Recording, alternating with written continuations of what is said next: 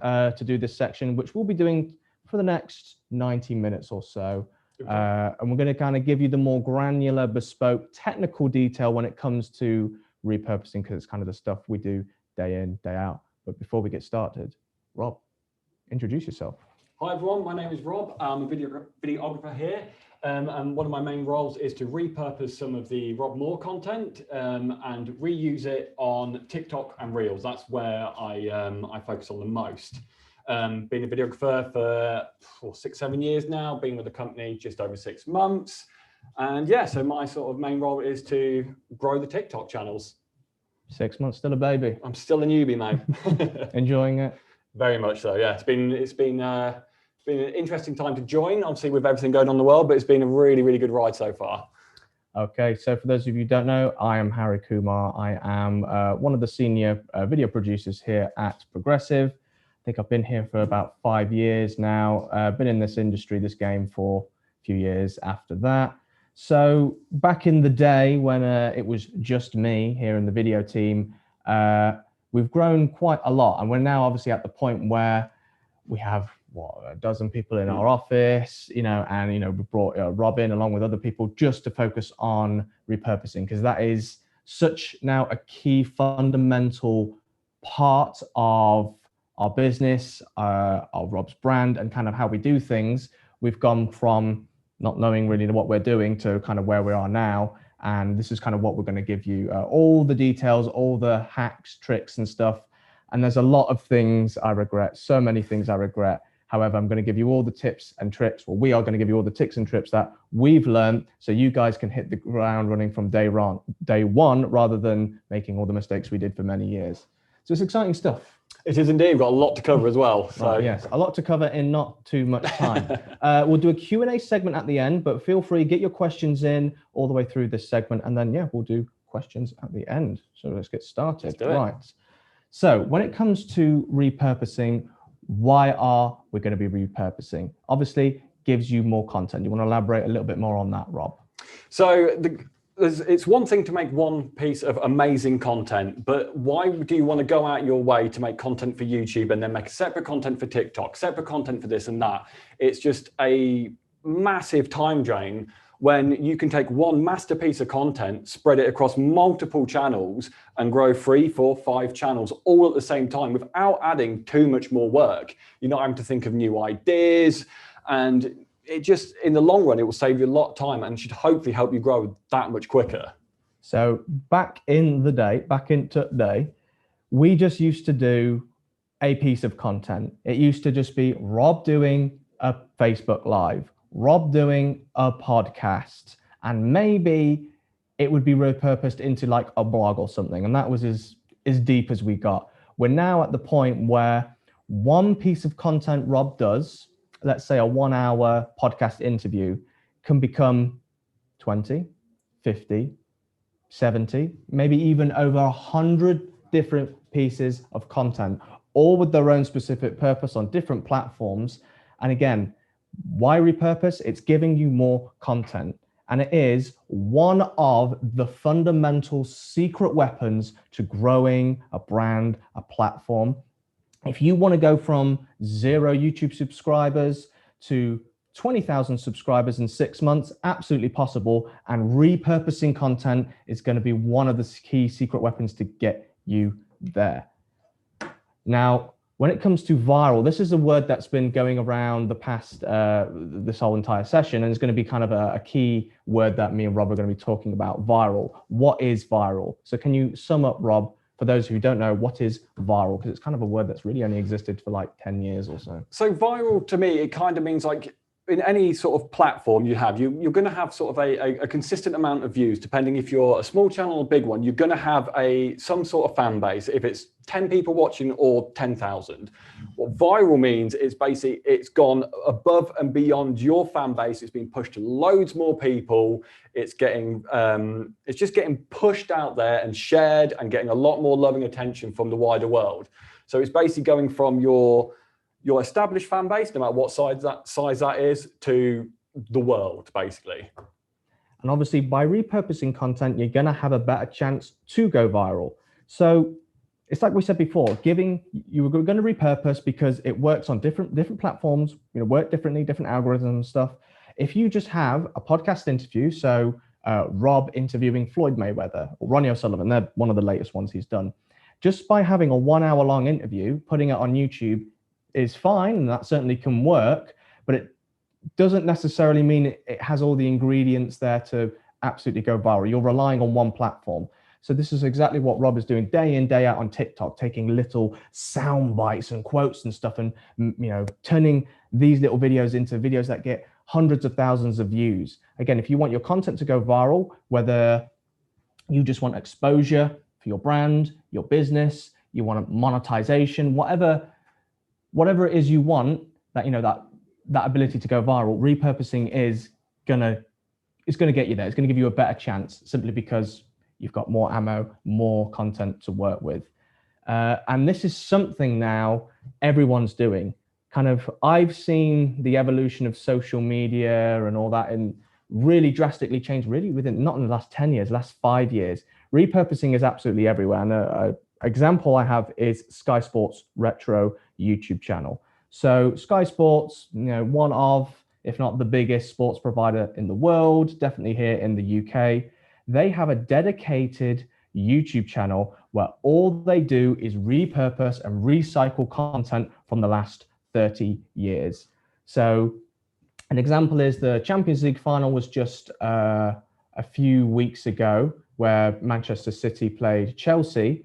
But obviously, Chelsea have played in Champions League finals before. So all that week, Sky Sports Retro were just replaying and repurposing interviews and all that type of coverage and highlights from years ago. And they get millions and millions of views. So it's now not just small podcasters and small content providers. The big boys are getting involved in this as well. So again, if you're not repurposing and leveraging your content, you're leaving money on the table. You're leaving views on the table. You're leaving subscribers on the table. You're not maximizing your potential.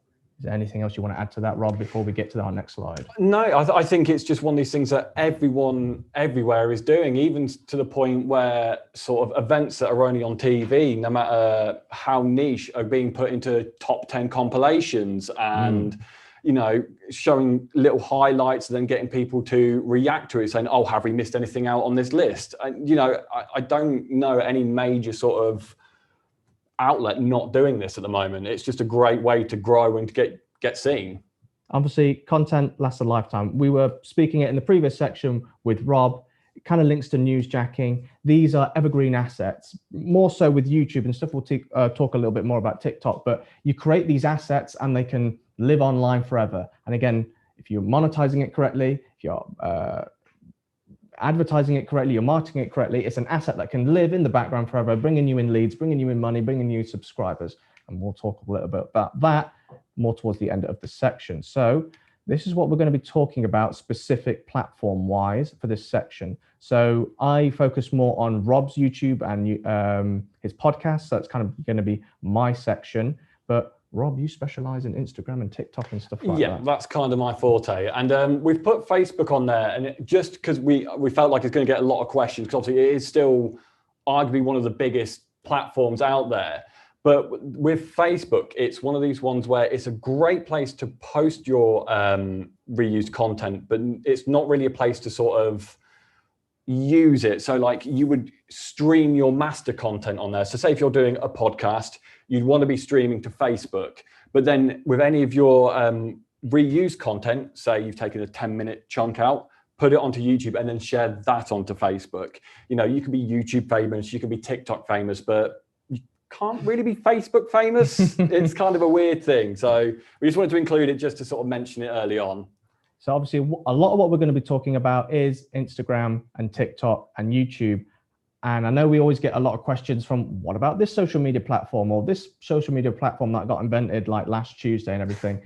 A lot of the principles of what we're talking about can be implemented across pretty much every social media platform. Right. Keywords. This is always something that kind of comes up. So I've got a few points here. Let's just get them all out, I think. Rob, let's go through them. Start with TikToks and Reels. Keywords. So the good thing with TikTok is on the actual app itself, there is a discovery page. And this is a really, really good way to see what is popular on TikTok. So for those who don't really know much about TikToks and Reels, it's a very fast-paced, very disposable video platform. The main idea of it is, unlike YouTube, where you go onto YouTube, it's you're dedicating time to it, be it half an hour, you are going to sit and watch long form content. TikToks and Reels is you're on the bus. You've got 10 minutes to kill. You just want something to keep you entertained. So with the discovery page, it's a really, really good tool to use early on to see what is going on in the TikTok world. So whereas with like YouTube, like trends can last weeks, TikTok's 6 hours, it can come and go.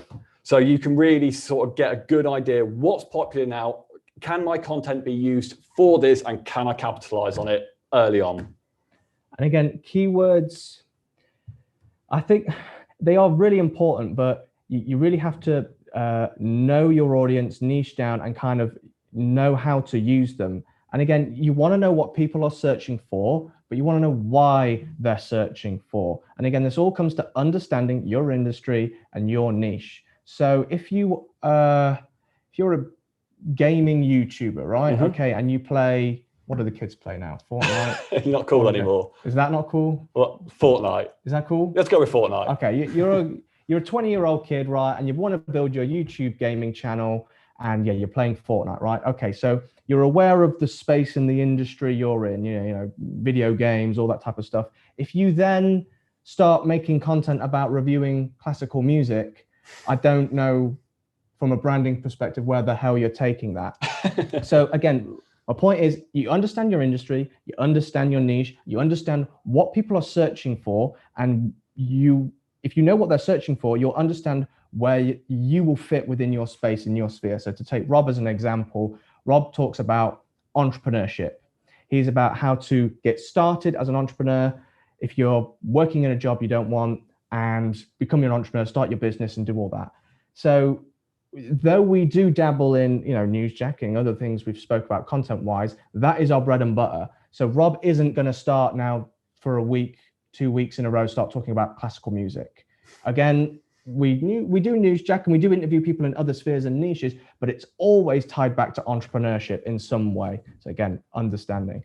Won't talk about too much about newsjacking just because we've talked a little bit about that before in Rob's sections, but you know, newsjacking is really important. It's something I'm always looking to do every single Monday when I come into the office, and I'm getting my YouTube schedule in, and I'm also checking what are people searching for, who's famous in the news. Is there someone we've interviewed who has a controversy or something's gone on? Because we've interviewed over 150 people for Rob's podcast. Some of them are relatively famous to some of them who are maybe not household names, but famous within their industries and niches. And I'm always looking, you know, what can I use? What can I repurpose? Always looking, again, it's that evergreen asset, always looking to take the content to the next level. So some platforms and softwares I can recommend here. So these are the stuff I've used before, TubeBuddy and vidIQ. They are more YouTube based. And again, they're platforms you can install into your browser, and they can just help with keywords and stuff. So they're the platforms I use, amongst others, but they're mainly them to help me find keywords and trends and stuff like that. Is there anything you would use for TikTok regarding search engine optimization? The discovery tab is probably the best, because then you just get a sense of what the platform's doing. It's such a fast-paced, dynamic platform that, you know, trends can come and go within hours. So it's always good just to, if you know you're going to be uploading a video, just have a look at there first, because then you can kind of see what's popular. It could be a celebrity's being talked about. It could be a song that you could use to put on your TikTok to then get picked up, to be mixed in with that trending stuff. So it's a really good place to start, and just to get a feel of what's going on in the whole TikTok universe. And don't neglect the simple things. YouTube and Google search features, they are keyword search terms. They are telling you what is trending. If you search Rob Moore into Google and then, you know, press spacebar, it then comes up with a load of other search terms. I'm sure it would be net worth, podcast, or whatever it is. They are search terms. So again, if you're looking into, let's say you're creating you're in the property industry and you're going to create a property YouTube channel and podcast, by simply putting in property investment onto Google, you're going to see a load of search terms, what people are searching for. Again, you can create content around that or whatever it may be. So that's just a place to get you started. Right. Impactful content. Let's talk about TikTok first. Okay, so I'll kind of go through my process of how I take a piece of Rob Moore content and digest it down into TikToks. So my sort of strategy going into it is I watch through the interview, hour, 2 hours, however long it is. And what I do is I cut it down into what I think could be usable chunks. Sometimes with an interview, I'll get 10 what I think they're usable. Sometimes I'll get 30 or 40. It can completely depend on the guest, the way they talk, all this sort of thing. So I like to go through and take it all down into what I think are useful chunks. And then what I do is that I then go back to watch them, because what can happen is you'll be watching your interview, they'll be talking about a guest, and then they'll drop a little bit of a nugget and you'll go, oh, that's really, really good. That's good information. I'll use it at the TikTok. But when you go back and watch it, what's actually happening is it's like halfway through a conversation. So that little clip is like, well, then he said this, but then she said that. And it's because they're not using named and it's not set up properly. That 15 seconds is meaningless. But because it's got so much of a build up in a long form bit of content, great. That's what you're building to. So I like to make sure that your content is self-contained, that you can take it completely out of that full-length video and it makes complete sense by itself. It doesn't matter if it's a bit of information, if it's something funny, if it's your cat being cute. As long as it's self-contained and makes sense, you are on to a good start with it. No dead spots. No dead spots. So now with TikTok, again, I've mentioned it's quite a fast-paced, dynamic platform. Just for those who aren't familiar with the platform, you're scrolling through videos like Twitter. You're just scrolling through. You don't go on people's channels, search for videos. You can, but the way it's presented to you is the moment you go on the app, your videos are there, you're scrolling through, you watch the ones you like, you skip the ones you don't. Now, the average sort of retention time for this sort of platform is between 1 and 4 seconds. My God. It's ridiculous. It's like I say, it's people on the bus. They've got 10 minutes to kill. They're just flicking through. So you need to get people hooked and you need to keep them hooked for the duration of your TikTok or reel. So what I mean by no dead spots is you could start out with going, oh, you ask a question to a guest. Oh, what's your favorite color? And then if you got 5 seconds, the guest going, don't know about that. People, I don't care now, I'm bored of it. So you need to kind of make sure that it's fast, it's flowing. People have got a reason to stay on that video from start to finish. The moment people get bored, they get bored. If you think whatever you think people's attention spans are, halve it and half it again. It needs to be interesting from start to finish. That is always, well, that has become one of the hardest things to grab people's attention. I mean, you've only seen this exacerbated in the past 10 years with social media platforms just absolutely exploding. But you're not just fighting with other people in your industry. You're not just fighting with other people in your niche for attention. Like you said, you're fighting with like other people for cat videos, and people just want stuff immediately. So it must be an absolute minefield, as an editor, when right, I need to condense this down to the shortest, most effective way it could possibly be. Because like you said, if you've just got 5 seconds of someone umming and ahhing, someone's already gone, they're already off. Exactly. Maybe they're going to go off the platform and go somewhere else. Everything needs to be edited down, fast paced. I mean, I've lost countless clips that I thought were really, really good. And like someone will ask a really good question, they'll start answering, you think, oh, good. And then they'll go, oh yeah, and that reminds me. And then they wander off. And it's like, if you were to just ended the sentence there, we would have a brilliant clip. But I like, you have to wrestle with yourself. You go, no, like, even though I know it's going to be good and, it could be a 40-second clip and the payoff's good, the people watching don't. And if they're not entertained, they're off. They'll go watch a cat for a little bit. It's always the cats, man. So again, this is what I mean, has a reason to watch to the end. So what you can do is, again, someone's asked a question, make sure it's answered. That's the important thing. If you're building a hook, giving someone early on in those first few seconds, something's going to happen. You need to make sure that happens. Because then what can happen is people will go, oh, this is going to be amazing. Nothing happens.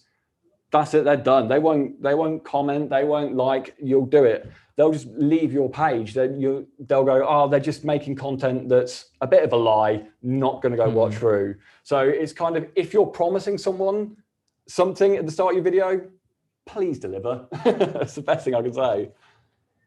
How do you manage that then? Because I've come across that problem before, where maybe the content gives you an idea of a great title or something like that. However, yeah, if you can't deliver it, do you think people should be aggressively clickbaity? Do you think there's a line?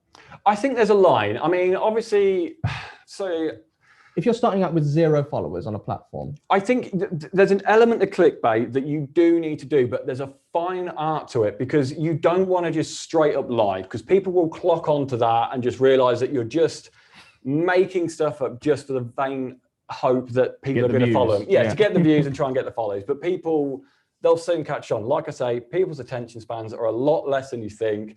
And if they're not getting what they think they're going to get, they'll go somewhere else and get it. So yeah, you need to get it hooky and use like whatever the content of the video is, create a clickbait title around that. So make sure it is on topic and it is something that happens, but don't lie. Don't try and fudge it and try and give false pretenses about the video, because in the long run, it's not going to benefit you at all. Always deliver.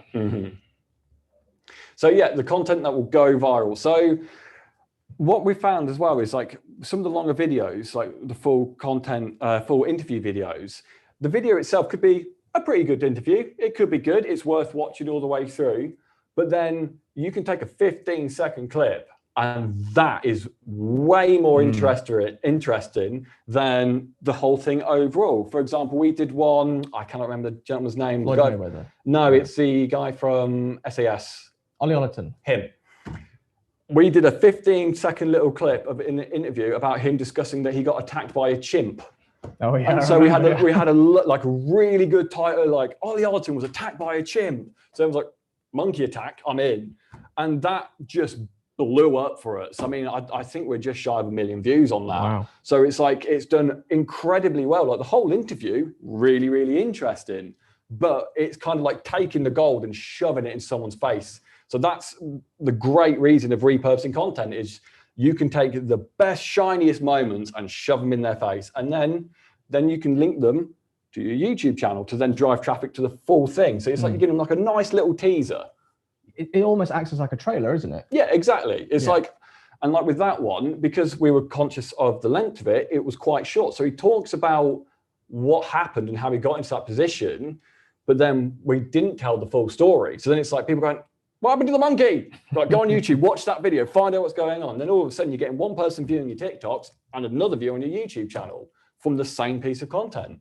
It's interesting what you said, Rob, about the content doesn't necessarily always have to be like the best in the world. And the Floyd Mayweather interview is a recent one, and this really comes to mind. So we interviewed Floyd Mayweather twice over the past 2 months or so, just before his big fight with the YouTuber Logan Paul. And we interviewed him 24, 48 hours before the fight. Yeah. And I think, you know, Rob probably will admit this as well. It's probably the hardest interview he's ever had to done. It was blood from a stone. 29 questions, 23 minutes. Normally, like Rob asks 3 questions and we're 2 hours in. Yeah. I mean, the guy just was one word answers, wasn't very interested. It was really difficult and it was kind of weird watching it.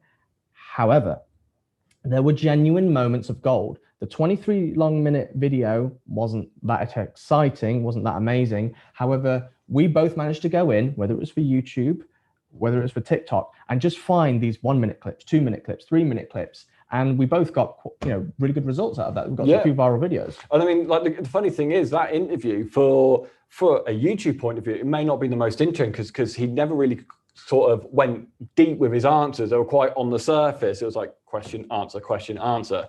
But for TikTok, that was amazing because you're getting the question and an answer 15 seconds, 20 seconds. So even though it wasn't the best for a YouTube interview, for TikTok, I made dozens of potential TikToks ready to go. And a lot of them have gained a lot of traction, gained us followers. And it's just, so if it doesn't work for one platform, it may be better suited for another. Okay. I didn't get my phone out just to was going to say, being scroll around. And I was I'm boring you. I'm just going to give examples of the numbers here. So I've got Rob's YouTube channel open here. So it's 23 minutes long and 37 seconds, which was the interview we did with Floyd. That's got to be maybe our shortest. That was short. It's got a few thousand views. This is the 23-minute premium version, the version with everything in, the unedited version out on YouTube. Yeah, just over 2,000 views. Very, very average, actually. But I got a 1 minute 35 second clip from that, just called Floyd Mayweather Talks KSI, and it has 259,000 views, 11,000 likes, 1,000 comments, and that one video brought us, is it going to tell me how many subs? But it was probably almost 1,000 subscribers from a 1 minute video. But again, because that's using newsjacking, because we knew that after the fight was done, the next question I'm on lips is, who's he going to fight next? What's next? What's next? And then if you go, oh, it could be KSI, everyone's right, find out. So yeah, using a few different tools that we've already talked about got us some really, really good results. It links back again. It's one of the secret weapons to growing a channel, whether you're going from 0 to 10,000, or even if you've got a platform of 50,000 plus followers, subscribers. Repurposing content, man, it's the gift that keeps on giving. It will take you to whatever superstardom you want. You can't just do your content, release it. You've got to have all these assets to go with it. Okay, so I've got a few points here. Let me just load them all up. Okay, so when we talk about impactful content, again, it links kind of back to your brand and understanding where you want to do with this. So there's a few different kind of tactics you could do with repurposing content. So let's say you've started a brand new YouTube channel, you've got 0 subscribers. What is a way how you could just go from 0 to 1,000 subscribers in a few weeks? Well, one of them is repurpose content. Now, obviously, this all comes down to what your industry is, but we're just going to take Rob as an example for these sessions. So Rob has a podcast. Podcasts are brilliant. They are, in fact, world class. They are one of the pound for pound best medias you can when you come to producing content. It's absolutely fantastic because they're long form, so it's always something you can link back to. But because then podcasts are normally half an hour long, then they mainly involve an interview. It gives you so much assets to create your repurposed content for. So you could think about, am I at the early stages of a YouTube channel or a TikTok, whatever it is, am I just going to create content just to get subs in, just to get me out the gate, get me to a few thousand subs? And that's a relatively effective tactic. Obviously, the ideal scenario is you only make content you're really proud of, it's always on brand, all that type of stuff. And I do agree with that. However, it's so slow. It's so slow, and it is the right way to do it. But in this kind of like modern age where everyone kind of wants more results quicker, maybe you look towards making more clickbaity title content just to get the subs in. And again, you could do that for monetization. We'll cover a little bit more about monetization later because we're coming now to some good results for Rob's YouTube channel when it comes to monetization. But like I said before, I'll link back to the Floyd Mayweather one. If you're interviewing Floyd Mayweather, you can make so many repurposed clips. And it's like the example I gave with KSI, that one video brought in 1,000 subscribers. So if you're making content that's just going to bring in the views, the subscribers, and the money, that's fine short term, just to kind of get you through the gate. But obviously, the longer you grow, and I don't know what number that would be for you, maybe it's 50,000 subscribers, 100,000, there does come to a point where you go, okay, maybe less clickbait and let's focus more on value. But at the start, repurposing is great. Obviously, spoke about the sweet spot being both, but it's hard, man, out there. You're not just competing with other people in your industry, you're competing with the cat videos and all that type of stuff. So you got to enjoy the grind. When it comes to YouTube content under 8 minutes, so I know we've had actually a few questions about length of content. So let's just quickly cover that now. So the ideal length for a YouTube repurposed video is about 10 minutes. Again, that obviously depends on many factors, but 10 minutes is considered the sweet spot. If it's under 8 minutes long, you can't control ads. So if your strategy is just, I just want to repurpose content to make money. I talked about Sky Sports Retro before. They make a lot of content, repurpose content. A lot of it is just to make money. They're Sky Sports. They're worth billions. They want more billions. Fair play to them. But a lot of their content, well, not all of it, but some of it will be over 8 minutes. And if it's under 8 minutes, you can't control the ads on YouTube. So that's something to consider if you're going to and want to monetize your platform. Long form content is more favored on YouTube. When it comes to TikTok, Rob, what are the lengths people should be creating content? What's like the maximum? What's the shortest? What's the sweet spot? So for us, we've experimented with different lengths, and I think the golden rule is when you're first starting out, you don't have an established fan base, and you're putting yourself in front of people. Like I said before, like the attention time of people is really low. So I always try and aim for about 15 to 30 seconds. You can go up to about a minute, but you've got to keep that new viewer entertained for a minute, and it can be quite challenging. To you, you'd watch it and go, yeah, this is a good video. I like it. It's all good. But to someone else, a few seconds of someone dithering and not really going anywhere or something, I'm off. Cat's time. So we always 15 to 30 seconds. With TikTok, if you go too short, it can have a detrimental effect to your attention time, and that affects how people, your content gets pushed towards people, but I'll go into more detail about that. But yeah, for us, 15 to 30 seconds seems to be a good enough time that you can get a good answer in, a good question and a good answer, or someone can make a really nice statement or something controversial. That's kind of what I aim for when I'm editing them down. And YouTube is longer. Think of YouTube as the more, slightly more TV friendlier kind of style. It's a little bit longer, 10 minutes plus. You can have shorter, but again, you're going to run into problems with not making as much money or just kind of getting videos that get lost in the algorithm. If you really want the big viral videos, you're really honestly looking 10 minutes and beyond. Right. So this, ladies and gentlemen, is a screen grab of our latest interview with Ronnie O'Sullivan on a platform called Adobe or a Premiere. Almost said Adobe Audition. That's not the right platform at all. Adobe Premiere. This is what me and Rob do all the editing in. This is kind of where we bring everything to life. So I know a lot of people are looking at this and they're like, damn, this is confusing. There's lots of colors and numbers and stuff. Just as a real kind of basic approach, Rob, can you talk through what people are looking at here? If they kind of want to start editing themselves, you know, what are we looking at? Okay, so this is, like I said, Adobe Premiere. This is sort of the industry standard video editing. There are other ones out there. Some are free, some are not, but this is kind of industry standard professional editing software.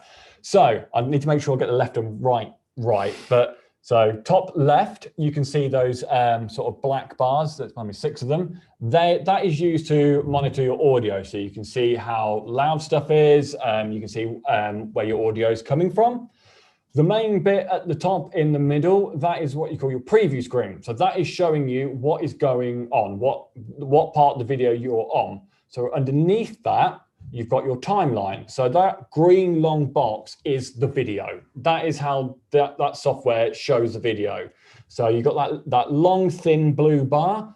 When you press play, it will go through there so you can see where you are in the video, and it will be playing up top above it.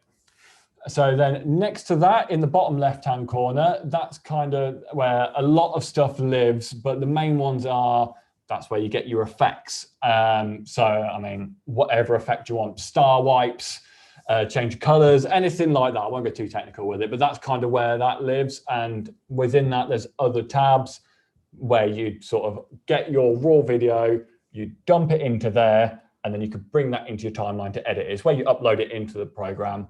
And then to the right, all the way down, that is your color control. So you can do some color editing to make it more vibrant, make it dark, make it moody, you know, add your style and flair to it. Obviously, this bit of software is pretty incredible what you can do. I mean, full-length feature movies are done on this thing. Yeah. So, you know, there's so much, we could sit and talk about this for days, but that's kind of the brief overview of Premiere and what you can see on screen. So it's the editing platform, everything comes to life. This is where we create the TikToks, the YouTube, everything is all done within here. Now, I know not everyone is a techie person, but you know, I'd always encourage people to give it a try if they haven't before.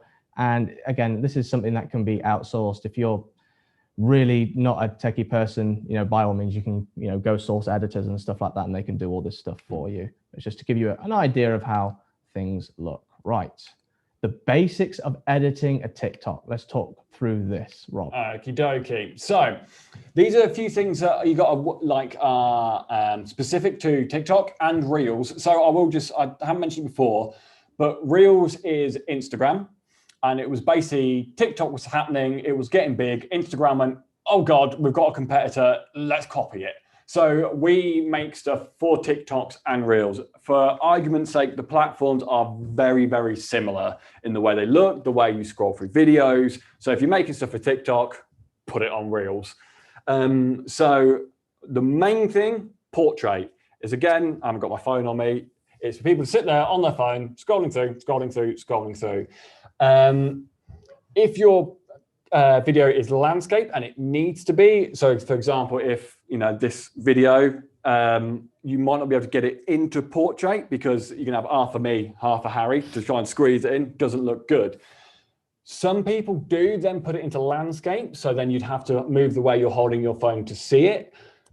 The issue is with that, it's not native to the platform. If someone's kind of half paying attention, some people can't be bothered to turn their phone. Like if they've got their headphones in, they're laying in bed scrolling through, sometimes turning your phone that little bit is just too much for them. So keep it in portrait, and what you can do is you can shrink the video down, put a nice background behind it so it still stands out. I know a lot of the gaming guys do this because they'll have the game and then they'll have their webcam off to the side of them reacting and playing the game, so they can't really crop it. As I mentioned before, timings, 15 to 30 seconds. Obviously, the platform does allow longer videes. Did you say up to 3 minutes now on? I believe it's up to 3 minutes. Okay. I could be wrong on that, but it's definitely up to a minute.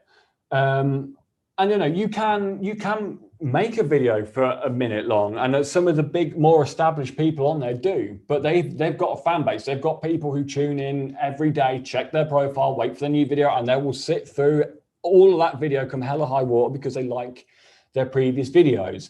But sometimes that's a big ask for new viewers. They're just not willing to give you a minute of their time. It's crazy. So 15 to 30 seconds is what we always aim for. And I mean, the good thing with TikTok, it does reward you for experimenting. So make some at 15 seconds, make some at 30 seconds, see what's gaining traction, see what works for you. And then another key thing with TikTok and Reels is the UI, that's the user interface. So the video itself takes up the whole screen, but on top of that, along the right-hand side of the video, you've got all these icons for liking the video, sharing it, commenting, and then down the bottom is where your title sits, the hashtag sits, the description, everything like that. So what can actually happen is you have a video that's, your whole phone screen, and then all of a sudden, by the time you count everything in, you've kind of got like this much space. So you need to be aware of that when you're creating content. So like, for example, if I was doing a video like this and I was, oh my God, look at this water bottle. Isn't it amazing? You should go buy my new water bottle. But then you're putting on TikTok, it's all covered by your hashtags. So you need to be aware of that when you're creating the content.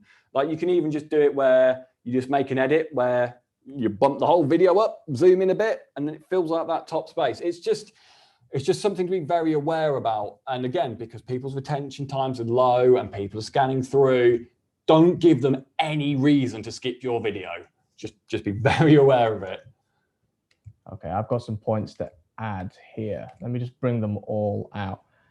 Now, when I always talk about editing to other people, maybe people who are not necessarily the best when it comes to, technical detail and all that stuff and using tech stuff, it's always assumed that it's just the process where the monkey comes in and presses some buttons on a keyboard. And that is somewhat true to an extent. However, I generally think editing is just more than the technical. It really is the true creative process. It is the part where everything comes to life. You can have the best script, you could have the best recording, whatever that may be, the best podcast interview. If you can't edit, it's going to die in the edit. And again, If you have something that is average, that is okay, in the edit, it can save it. And this is what can make you great content. So again, by understanding your content, what is good content, editing styles, or understanding your audience, this is where editing kind of comes into its own and can truly create great content. We've spoke about, before about Floyd Mayweather, it not necessarily being the greatest thing, but in editing, we made several viral videos from that. Yeah, exactly. And I mean, because what you can do as well, so say if with YouTube and stuff, where people got donating a lot more of their time, you can be a little bit slower, you can be a little bit more calm. And again, with TikTok, make it more exciting, give it that extra oomph, add something like trending music behind it, make the cuts more rapid, zoom in, out, add some more personality to it. It's the only limit is your creativity. I mean, go at it, have some fun with it. Right there. Yeah. I'll make a TikTok art. No, but yeah, you can just add your creativity, add your flair, give it a second lease of life, make it different, to give another reason why people should be watching your YouTube channel and your TikTok channel, because even though it's the same content, it's different. Hoorah, Rob. Hoorah. Right. Refining the edits. Let's have a chat about this. So this is, again, what I'm saying about the edits. Add cuts and zooms. Even to the point where if someone's giving some amazing life advice that's going to give everyone who's watching this, be a millionaire in the next year, people could get bored before they even get it. So even something as simple as cutting out half a second of someone just thinking about what they're going to say next, punching with the zoom in on their face to emphasize that point. It just gives the eye of the viewer something more interesting. They don't sort of go, oh, what's this? Oh, it's just someone talking at the camera. I'm bored. If you've got cuts and just punching in, even something as simple as that is just enough to get people over the finishing line, to give your content that extra 5 seconds. You don't need to go completely crazy unless you want to, but just even a few cuts and zooms and stuff like that. It was really, really good way of just getting people to hang around to the end. And again, as I said before, get rid of the boring parts, get rid of the dull parts, get rid of people umming and ahhing. Don't give anyone an excuse to turn away from your channel. Just make sure every second of that video is as polished and as entertaining as you can. Quick. Everything's got to be quick, isn't it? Exactly. Okay. YouTube, again, somewhat of a similar game. You want to refine your edits. However, it's a bit more of a forgiving platform. YouTube, is as close to TV as any of the other social medias. So YouTube wants to keep as many people on the platform for as long as possible. Shock, just like every other platform. But the longer video you have and the better watch time you have, YouTube is going to, in the algorithm, send that out to a lot more people. Because let's say if you've got a 1 hour long piece of content, 1 hour long video, podcast, whatever it may be, in that 1 hour, you could put in 5, 6, 7, 8 adverts. And how it works on YouTube, I believe it's a 60-40 split, 50-50 split maybe, that, Honda or Cadbury's or Panasonic, whoever, they go to YouTube and say, here is a load of money, I want to advertise on your platform. And YouTube serves those ads. And every time an ad is played, you get 50% of it. And YouTube, you get 50% and YouTube get 50%. So YouTube, they want to advertise on videos that are going to have good watch time because they're going to make more money. You're going to make more money. It's a win-win for everyone. So longer content works best for YouTube. However, that doesn't mean, right, I'm going to make every video I do 5 hours long and spam it with 1,000 ads, because people aren't going to watch a 5 hour long. Well, most people won't watch a 5 hour long video. It's all about understanding the balance. So I spoke before about the 10-minute sweet spot. If you go look at loads of trending YouTube videos and many YouTube videos that perform excellently, the sweet spot is 10 minutes. And we spoke before that you can't truly monetize content that is shorter than 8 minutes. So if it's 8 minutes and longer, 8-10 minutes, that is what we call the sweet spot. So when I'm repurposing content, when I'm editing, I've always got that in mind, that if I've got my 1.5, 2 hour long podcast interview, that's great, that's fine, that can live on the platform, that can do fine. My short repurposed clips ideally are always 8-10 minutes long. Sometimes they are shorter, sometimes they're even longer, but 8 to 10 minutes is that oh, it's the Goldilocks zone. That's the bit where so many of our viral videos have come from. They've always been 10 minutes long. Anything longer than 20 minutes is considered to be long form content. However, we don't really do a lot of that. Basically, our videos are 10 minutes, 8 minutes, and the rest are like an hour, 2 hours. We don't really do anything in between. No middle ground. Yeah, no middle ground. If it's under 3 minutes, it's really not that appropriate for YouTube. YouTube is a platform where people go, they watch either one video for a long time, or they go down what we call the rabbit hole, which is being suggested in one of the videos. This is another way how you can trend and go viral on YouTube, is having good content that YouTube and the algorithm itself puts as suggested videos and stuff. So it's not just getting in the search term, it's YouTube actually doing the marketing for you. That is a fundamental key thing you need on your side. You need YouTube to be your best marketer on YouTube. So if it's under 3 minutes, it's not a strong possibility the video is going to do too well. It's too short.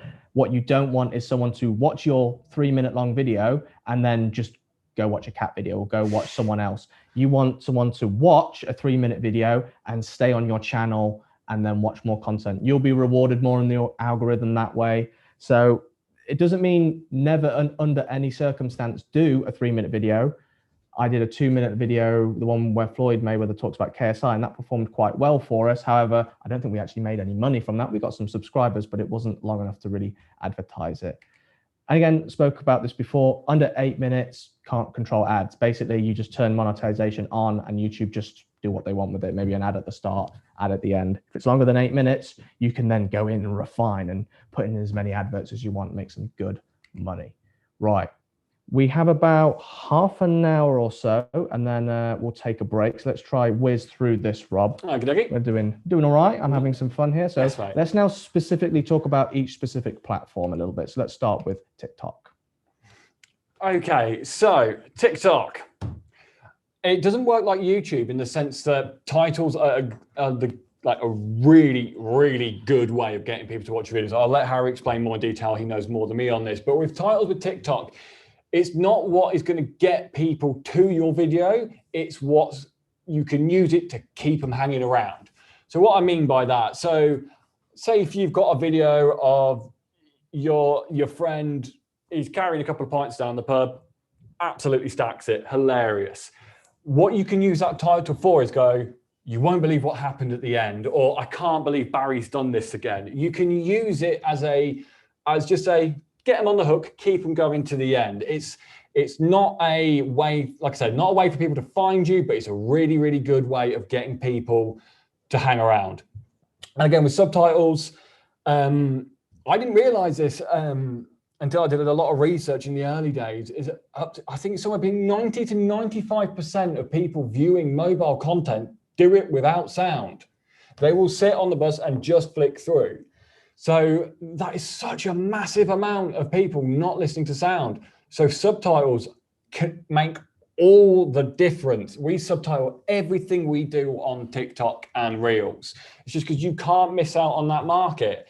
They don't have your headphones in. You could have the best video in the world. If they don't know what's going on, they're going to skip it and find something that is subtitled.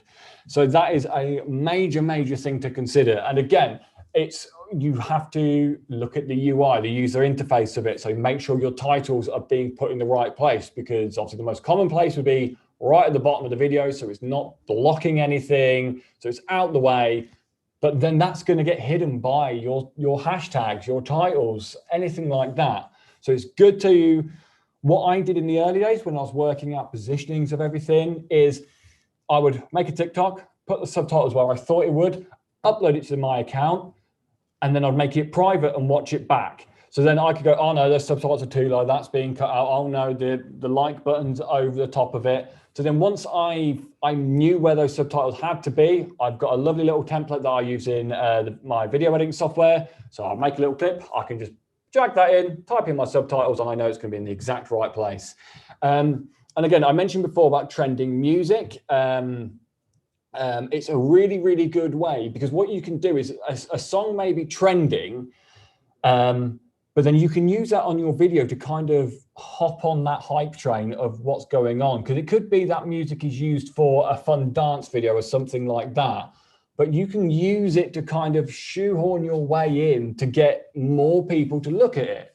It's it's just another good way of seeing what's popular and trying to ride that to get your content in front of more people. Just to follow on from the music side of it, when it comes to using music on YouTube, oh man, this is an absolute, basically don't unless you're using royalty-free Creative Commons or music you have a license for and you've paid for it. Look, I know you might like Don't Stop Me Now by Queen, you might like Ariana Grande or whatever your jam is. Please do not use music you don't have permission or a license for in YouTube. You will get your account banned, you will be blacklisted, you won't be able to make any money, and all the great work you do will just go down the drain. YouTube are awful, absolutely awful when it comes to copyright. They shoot first, ask questions later.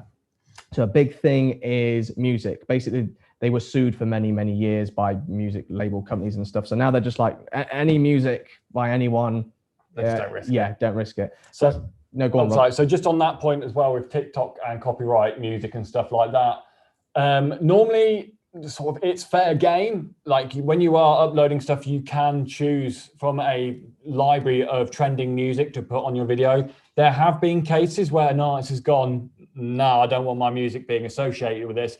And what they do is rather than YouTube, they'll just go, no one's seeing that video, stop it, back in your box. They'll just put that video out from everyone. With TikTok, they kind of strip the music. So the video will still be out there, but it just won't have any music on it. So they are aware of copyright music and they do kind of honor musicians' requests, but they are nowhere near as heavy-handed as YouTube. So if it's on trending, chances are it's going to be safe to use. So there was this thing called AdGate on YouTube a few years ago, which basically it messed up a lot of people. Yeah, pretty much. Okay, so I understand the reasons behind it. So obviously YouTube, they want to have advertisers advertise on their platform. You know, they're owned by Google. They want to make as much money as possible. However, in the Wild West days of YouTube, like, I don't know, like an ISIS recruitment video would be like then sponsored and have an advert by like Honda or someone at it. And many companies went ballistic at YouTube. They were like, this can't be, you need to clean up your act. So they brought in this bot and algorithm system, which, like I said before, shoots first, asks questions later. So when it comes to what is considered inappropriate content, lots of swear words, sexual content, or even music that you don't own, YouTube will just kill it. They don't want anything to do with it. They don't want to be sued. So it's just something to keep in mind there. Right, this next section, this is a big one for me. Titles. So we'll start with your section first. Oh, let me just go back one. Titles for me, oh my God, for YouTube, absolutely massive. But let's just start with TikTok first with Rob. So I'll go through this quickly because with TikTok, it's not such a big thing, and I'll give Harry the time he needs for the YouTube section because it's always important. So like I said before, titles don't make you more searchable. They're just another tool you can use to keep hanging around. So as I discussed before, clickbait titles, get them on the hook, tease them what's coming on. Use it to get people commenting, like you have a guest saying something quite divisive or controversial. You can say, what do you think about this? Why, do you agree?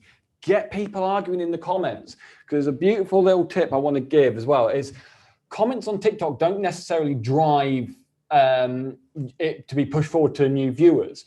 But what happens is someone will watch a video, they will then go, oh, I'm going to leave a comment on that. They click the comment. Whilst they're typing away, your video is looping in the background, which is amazing for your retention time, which is basically what TikTok and YouTube use to sort of decide, is this content good? It basically means out of the people who have watched this, how long have they stayed? So with TikTok, your retention time, if you've got a 10-second video and someone watches it twice, your retention time is 20 seconds, twice as long as the video. So whilst people are commenting and arguing with strangers, no, my cat's cuter, yours is ugly, all that jazz. It's been a cat theme, hasn't there? I mean, cats just rule the internet. That's, that's no secret. Your video is looping in the background. So then that means TikTok's being told this person's watching it 3-4 times. It's amazing. Push it to more people. So that's something that you can use your titles for, and keep them watching to the end, keep them arguing in the comments, keep that video going in the background, and then TikTok will see that is a good bit of content. People are enjoying this. Push it out to more. Okay.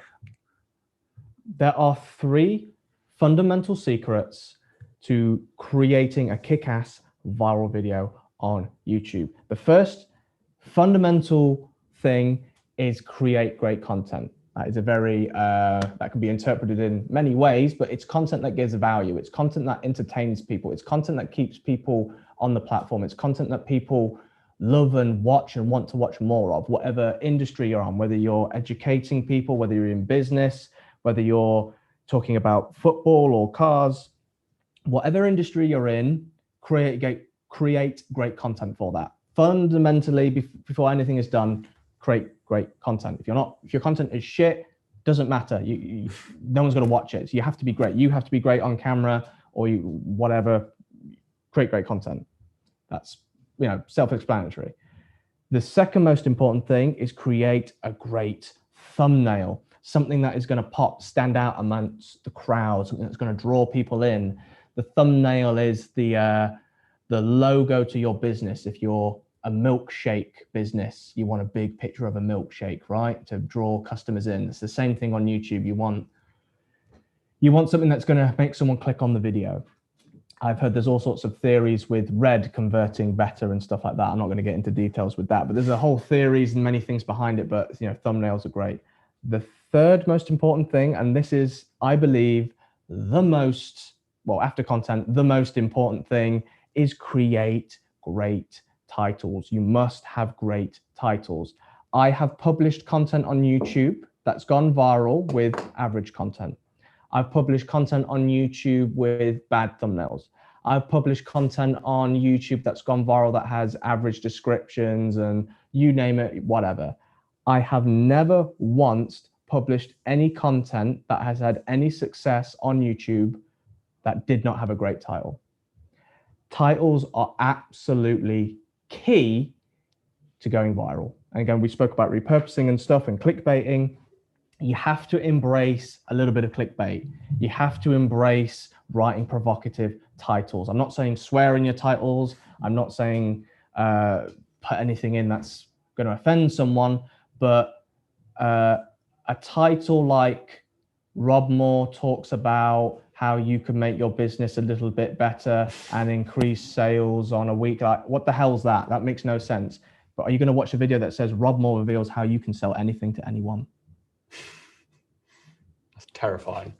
You know what I mean? You've got to really sex up your title. Your title is absolutely fundamentally key. It's really important. And I got some examples here for you.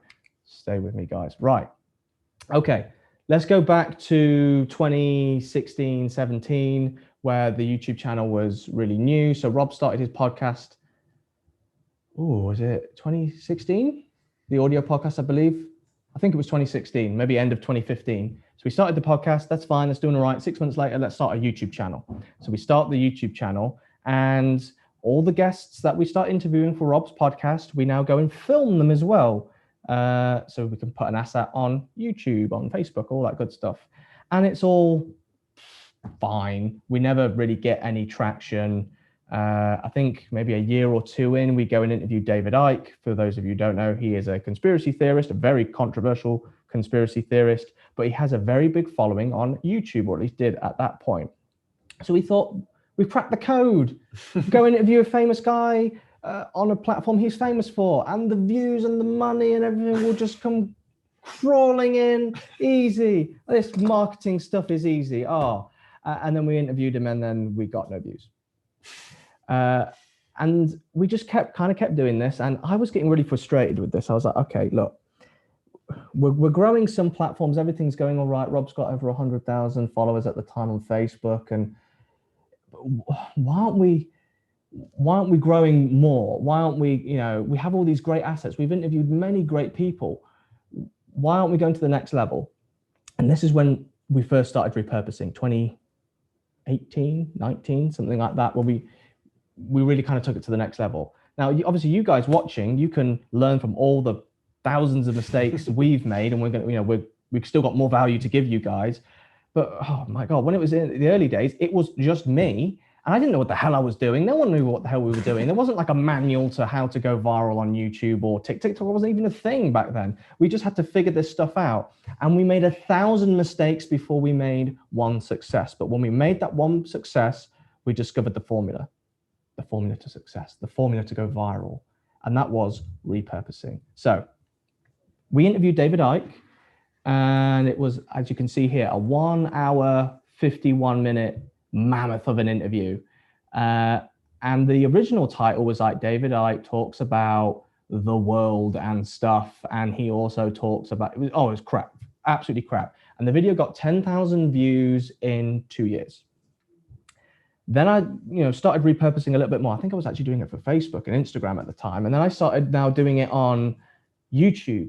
And I went back and I was going through our biggest interviews. So I went back to the David Icke one and I listened to the interview. And as I was going through, I was pulling out little segments, moments of gold, great sound bites, getting my creative thoughts going.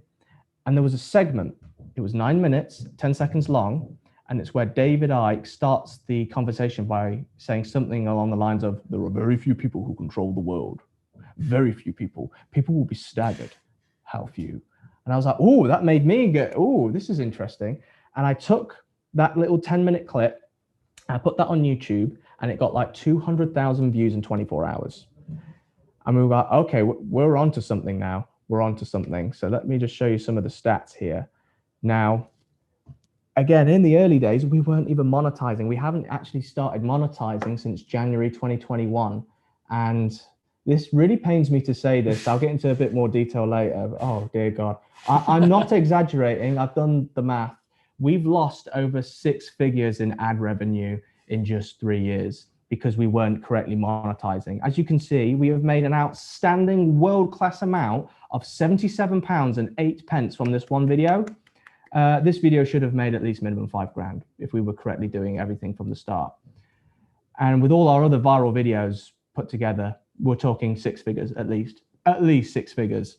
So this one video did really well. As you can see, there was a nice spike at the very start. Is that March 20? Yeah, I think that says March. That would be March 2019, I believe. And then as you can see, it's kind of died off. It's had a few little moments coming back, but it's had 301,000 views and it's brought us in 1.4 thousand subscribers. And this is a video which is kind of average. It's not, and obviously David does not reveal who really controls the world, but this is a great platform to build off.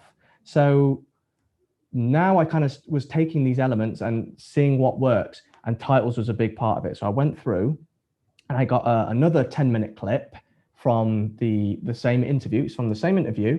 I can't remember what the title was called, but again, it's a very clickbaity title. But now I've changed the editing style. I've put hooks in. I've changed the colors, and I've put a call to action in there. Just by putting a call to action in, it increased our subscriber rate by 10 times 10. So one video, and it got 500,000 views, something like that. So similar views to this one, the exact same video, pretty much from the exact same interview, but just now refined and edited and put a call to action in. Instead of 1.4, it was over 10,000 subscribers. So now we're really onto something where you can make these viral videos, bring in lots of subscribers. Obviously at that time, oh my God, we weren't monetizing. Why? We have lost tens of thousands of potential ad revenue, 6 figures. So here's another one. Now I went back to the original 2-hour-long interview, and all I did was change the title, and it went from 10,000 to 1.8 million views. And as you can see, it was released August 20, didn't tell me the year. It's probably about 2017, 18. And it didn't do anything till 20th of pretty much January, December. And it just went absolutely mental. And it's had now 1.8 million views, 11,000 subscribers, and has brought in 1,200 quid. Oh God, again. You're right. What a missed opportunity. but again, that video isn't edited correctly because it hasn't got a call to action. It's not, calibrated right for adverts. But again, I look back at, you may look at these and think these numbers are great. I would want some of that.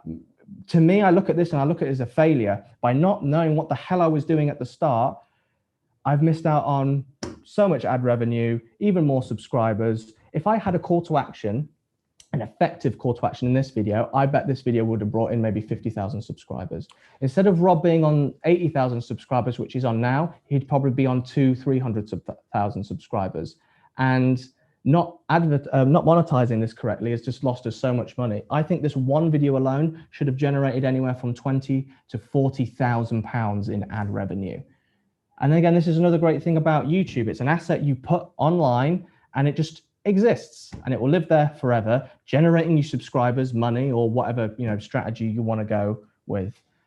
Damn. And, you know, I didn't just learn, didn't make the mistake once. I made the mistake like 100 times. Here's another massive failure. Again, you look at this and think, oh, you got a video that got 2.3 million views and 12,000 subscribers. No, absolute unmitigated disaster of a failure, in my opinion.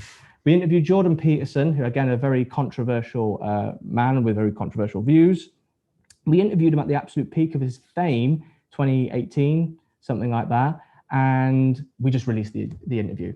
And the title was called Jordan Peterson Talks About Writing Books. And he talks about, I think, awful title. And that existed for like a year and got no views. As you can see, it got a few views at the start and it died a death. That's a lovely flat line, isn't it? I did one change to this. Only one change. Only one. I changed the title. And I just changed the title to Jordan Peterson Reveals How to Sell Anything to Anyone. And that video went from 20,000 views to 2.3 million views in a matter of months. Again, there's no call to action in there. So only 12,000 subscribers. Again, I estimate, doing my calculations, this one video should have brought in anywhere from 20 to 40,000 pounds in ad revenue and probably should have had 50,000 subscribers.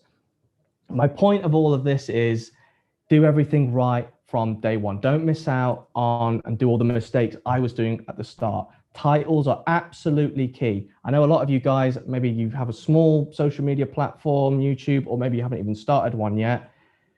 When you're creating content and you're trying to get it out into the world, I guarantee you won't have success on YouTube unless you have world-class titles. Do not be afraid of clickbait. At the start, when I was writing titles, if I didn't hate the title, if it didn't make me cringe, it was a crap title.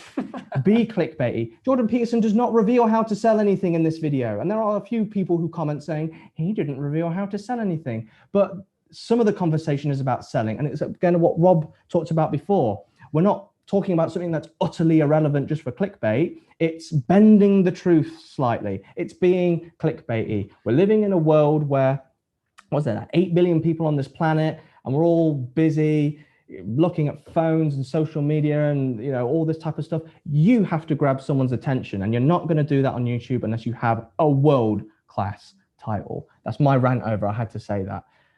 Oh, so titles are important then, yeah? Titles are important. Cool, good to know. Yeah. Next slide. Yeah. Right. The uploading process. Let's talk about Okie dokie. TikTok. So there's a few, again, these are all things that carry over from both YouTube and TikTok, but they are both very, very different in the way they're handling them. So one strategy won't work over multiple platforms. The reason why we pair TikToks and Reels together, because they do.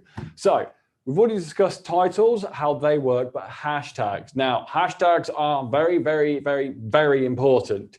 They are your way of telling TikTok, this is what my video is about. There is a fine art to hashtaggery. I think it's a hashtaggery? Sure. Hashtaggery. Sure, why not?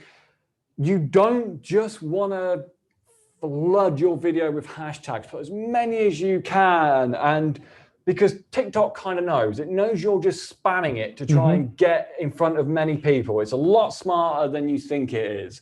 So you need to be clever and experiment. So I kind of break it down into three kind of main groups of hashtags. You have your general. So with TikTok, your video feed is called your page. So there are hashtags about for your page or FYP. If you go on TikTok, 99% of the videos will have some sort of for your page, for you, in their hashtag somewhere, because that's kind of going, look, it's for everyone. This is amazing. Then there's more specific hashtags, which are more relatable to your subject, but still quite vague. So again, let's say gaming videos. You want gaming or gaming on TikTok or something along those lines. And the good thing is with TikTok, when you're putting in hashtags in the description, it tells you how many times this hashtag has been used, how many people are using it. So you can put in gaming and it will spit up a load. So you can then choose the most popular ones. And then after that, you've got your niche ones, which again, use a lot less, but still a good way of describing your video and helping the viewer and TikTok know what your video is about. So say for the gaming one, you wouldn't just have hashtag gaming, you could have hashtag YouTube gaming fails or something along those lines. So it's a lot more specific. And again, some of these have only got like 100,000, 200,000 uses on TikTok. But using a good mix of those can get you in front of the right people. So it's one of these things where there's a fine art, there's no right or wrong answer, just play. Just have some fun. One video, put 8 hashtags on. The other one, don't put any. And then you can use your analytics within TikTok to see, right, okay, why did that video get 10,000 views and the rest have only got 200? Have a look at your hashtags. So they're a really, really good way of getting your video seen by the right people. Thumbnails. So Harry described how important they are on YouTube.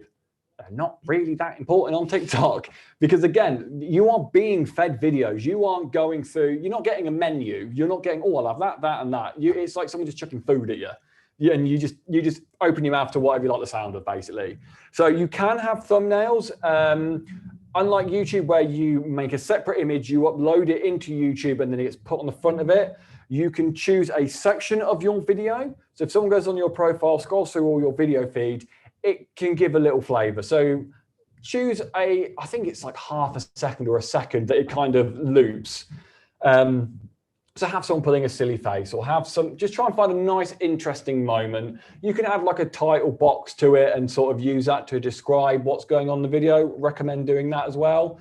But you can't sit and sit on Photoshop or whatever your photo editing software is and make really lovely fancy thumbnails. That's just not how TikTok works. And posting at the right time of day is key as well. You've got to try and sit back and think, right, when do people sit and watch content?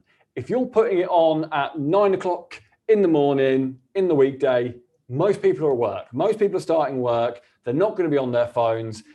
The potential is not going to be there. So think about your demographic and think about what they're doing at that time. So gaming, aimed at the sort of younger 10 to 20-year-old market, let's say. Okay, they all finish school at 3:30, 4 o'clock, so they'll get home about 4, 4:30. Try it there. Okay, they're going to have dinner, then they're going to go sit in their room about 7, 8 o'clock. Do it there. And again, if you're selling something or you want to sell your business and you're based in the UK, don't post it in the middle of the night because then all the Australians will get it, which is great if you want to attract an Australian market. But if you can't sell to them, there's no need for them to see it. So kind of get in the mindset of who you want to see your video, what they're doing at that time of day. And I mean, like with the entrepreneur sort of market, a lot of these guys get up really early and they'll sit and they'll have their morning coffee at 7 o'clock in the morning, put it out at 7 o'clock in the morning. And again, TikTok's really, really good at showing you in the analytics side of it, who's seeing it, where they're from. And it's just a good tool of focusing down what time works for you. And then by using your hashtags and the time of day, you can narrow it down. And then you can find a 2-hour window that really works for you. So these are all things that just experiment, play with, and eventually you'll get results, and then you just got to capitalize on them. Okay, key thing Rob was saying there was experiment and test. Particularly in the early days, that is all what we were doing. We just had to keep testing, and refine. And that's probably what you guys are going to have to do, certainly at the early stages, and find what works for you and work with time zones and stuff like that. After many tests, I have established that the best time for us to publish a video on YouTube is anywhere from 5 p.m. to 8 p.m. So I always kind of publish our videos 5 p.m., 6 p.m. And the more you do it, YouTube has a really good inbuilt analytics system, and it will tell you when people are visiting your channel, times of day. And if you look at our stats, it is virtually dead in the morning. No one visits our stats in the morning. We actually get quite a lot of attraction from America on Rob's YouTube channel. So when we post 5, 6 o'clock UK time, that's the best time for us. And it will tell you in YouTube, the analytics, what days work best for you. Again, to get this data accurate, you have to test many, many, many times. But for us, it's basically Mondays are absolutely key for us. That is when we always have, like Monday, 6 o'clock, 7 p.m. That is when we have our most attraction and views on the channel. So without question, I always publish a video on Rob's YouTube channel every Monday, 6 p.m. without fail. Everything else I do, I don't have a set schedule. I experiment with different times a little bit and dates, but Monday, the data doesn't lie, that is our most viewed day. So I always get content out on a Monday every day, forever. Again, just kind of following on from some of the things Rob was talking about, you have to just have a little bit more refine and detail to uploading a YouTube video. Obviously, we spoke about SEO. Titles, did I mention they were really important? Tags and descriptions and hashtags are all, they're important, but they are the side dish to the main meal. They are not the difference which is going to make your content go viral or really go crazy. However, it certainly doesn't help. I've seen many videos with crap tags, crap descriptions, sometimes no descriptions, do quite well. And then I've produced some videos which have not done as well with really detailed descriptions. So if you have resource and budget, by all means, get a copywriter in, do all that type of stuff. It's not the most important thing. So for me, your content, your title, without a doubt, your thumbnail. Then once that's done, you focus on your tags, your description, making sure that there's keywords in your description that actually match to the content, what you or your guest or whoever is saying in the video and all that. So quotes work quite good. And cards and end cards. Cards are, you can put 5 in a video, and they're basically little banners that will appear if you're watching on a phone or a laptop, and you can then suggest another video to someone or your website or whatever it may be. That's if you want to. End cards is really important, because if you have a 1 hour, 51-minute long interview with David Icke that someone's watched from start to finish, you want to keep them on the platform. You don't just want them to go away and watch something else. YouTube will reward you for keeping this person on the platform. If someone can watch a 2 hour long, 1 hour long, or even 10-minute long, just get to the end of the content, it's giving information to the algorithm that people are enjoying this. They watch to the end. So you want to keep them on your platform. So you can do all this in the editor within YouTube, make an end cards, and just suggest videos that are on your channel. Don't suggest something else. Just suggest relevant videos that are on your channel. And again, this is hard when you first start a channel because you don't have a lot of content. So I wouldn't worry too much. But when you start building a bank, and maybe you've got 10 videos, 20 videos, 50 videos, 100 videos, you then have a lot of content on your channel to work with. And then this is the final step, monetization. Once you've done all that, you can then go into your video, and if it's longer than 8 minutes, you can choose how many adverts you want and where exactly you want them in the video. So that's a... So I've seen a lot of longer videos do this now, and they use it in the same way that you do with TV shows. Is I watched one just the other night. At the start, it teased this big reveal at the end. So it's like, okay, I'm in. I want to know what happens. You watch half an hour long video. The moment they are about to reveal what is happening, that's where they put an ad break in, because they know if you've invested to that point, you're going to sit through that ad and then you're going to carry on the video. So you if you can add these little teasers, these little incentives throughout the videos, put your ads in there. It's great. Get them to sit through it all. 100%. And again, this links to always testing and doing all that type of good stuff. For everyone watching live, what date is it? Monday, 21st? 21st Monday. Yeah, June 21st, 6 p.m. Rob Moore's YouTube channel. Go watch it. Our interview with Ronnie O'Sullivan, the famous snooker player, probably the greatest snooker player of all time. I've completely reinvented our whole edit style to incorporate monetization perfectly, to keep people hooked and engaged, not just have a 2-hour long piece of content and put random ads in there. It's all engaging in the hook. So that comes out June 21st, 6 p.m. Rob Moore channel. Go subscribe if you haven't already. That's a great example. That's kind of going to be our formula going forward. Right, Rob, I really want to spend as much time doing the Q&A, and we only have about 15 minutes max. Can we just whiz through this as quick as possible?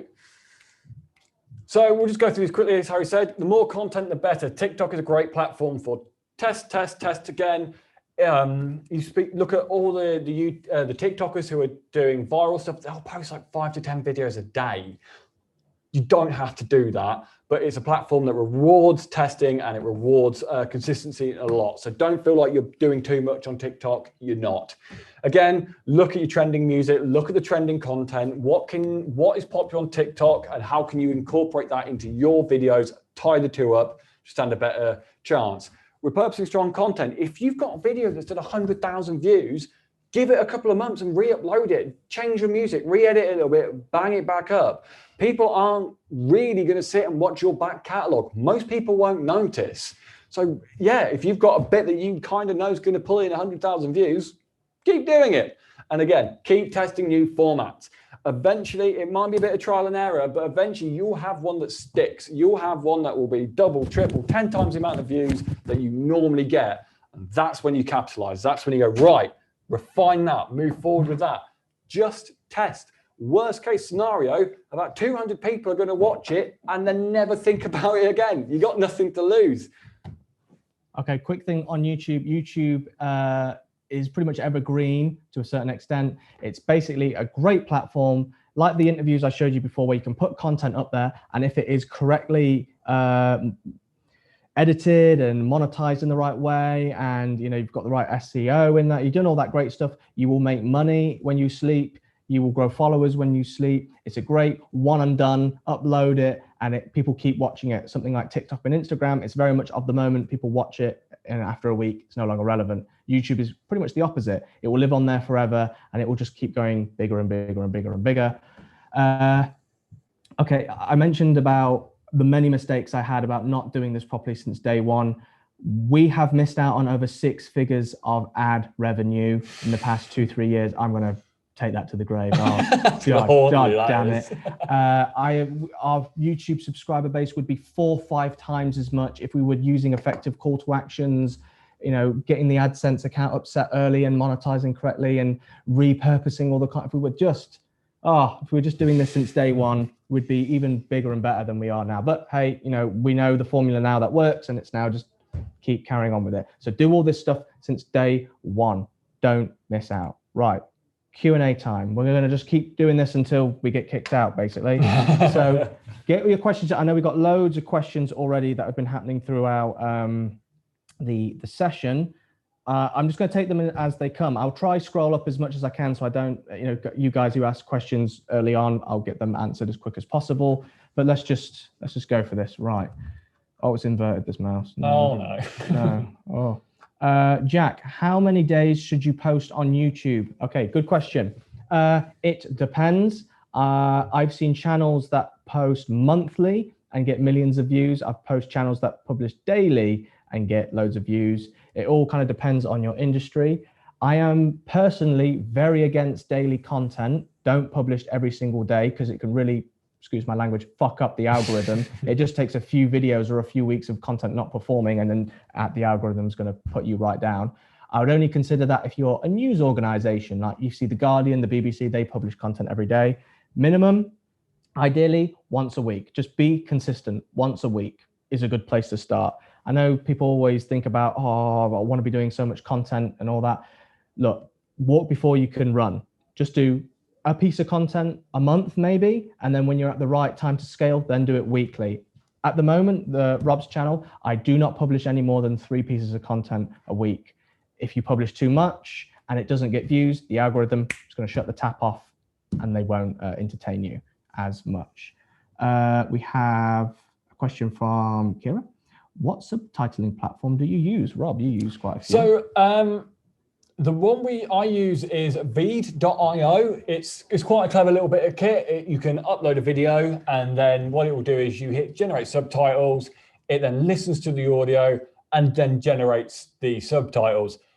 It's about 90 to 95% accurate. So you do have to go over it, just double check everything, but it does take a lot of the work out of it. But for TikToks, I just do them by hand because they're only 15 seconds. By the time I've exported it from Premiere, uploaded it to the website, done the subtitles, re-exported it out, I could have just done it. So for long pieces of content, VDIO is what we use. If short form, spell that for people who VEED.io. But there is Adobe are releasing an update for Premiere at some time soon to basically do that within Premiere. Don't know when that is. We are waiting for that to come in to make our life a lot easier. But yeah, that's just one. There are loads out there. Some are free, some are paid for. But yeah, there's plenty of choices out there. Okay, got a question here from Daniel. I think I saw some of your questions before, Daniel. You said something about a short film. I used to work in the short film industry, so by all means, send that video through. I would really like to have a look at that. And now more questions have come in. I have just lost Daniel's question with this inverted mouse. 2 minutes, Callum, thank you. Oh, the mouse died. I could be wrong, but I believe it was asking. Oh, yeah, effective call to actions. Oh, no, what are effective call to actions from Daniel? Okay, sure. Right. So it's really important at the start of your video and also at the end that you have a call to action. If you don't tell people to like, subscribe, or send them to somewhere, they're just going to watch your video and then bugger off. You don't want that. So how I like to structure a YouTube video is it starts with a hook. So take the example I've just recently done. Rob interviews Ronnie O'Sullivan, the snooker player, and the interview doesn't start. It starts with almost like a mini trailer at the start coming up, and then I've got like really the best bits, the sound bites in that, and that's 30 seconds long.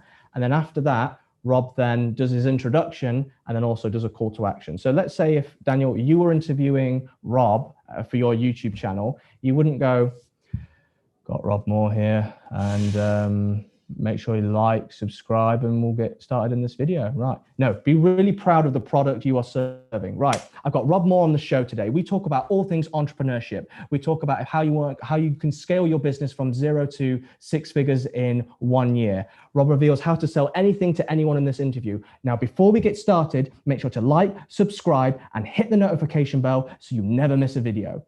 That would be an effective call to action. Sell me. Tell me why I should become a fan or follower of you. That's why we do that, because if you don't tell them, they don't do anything.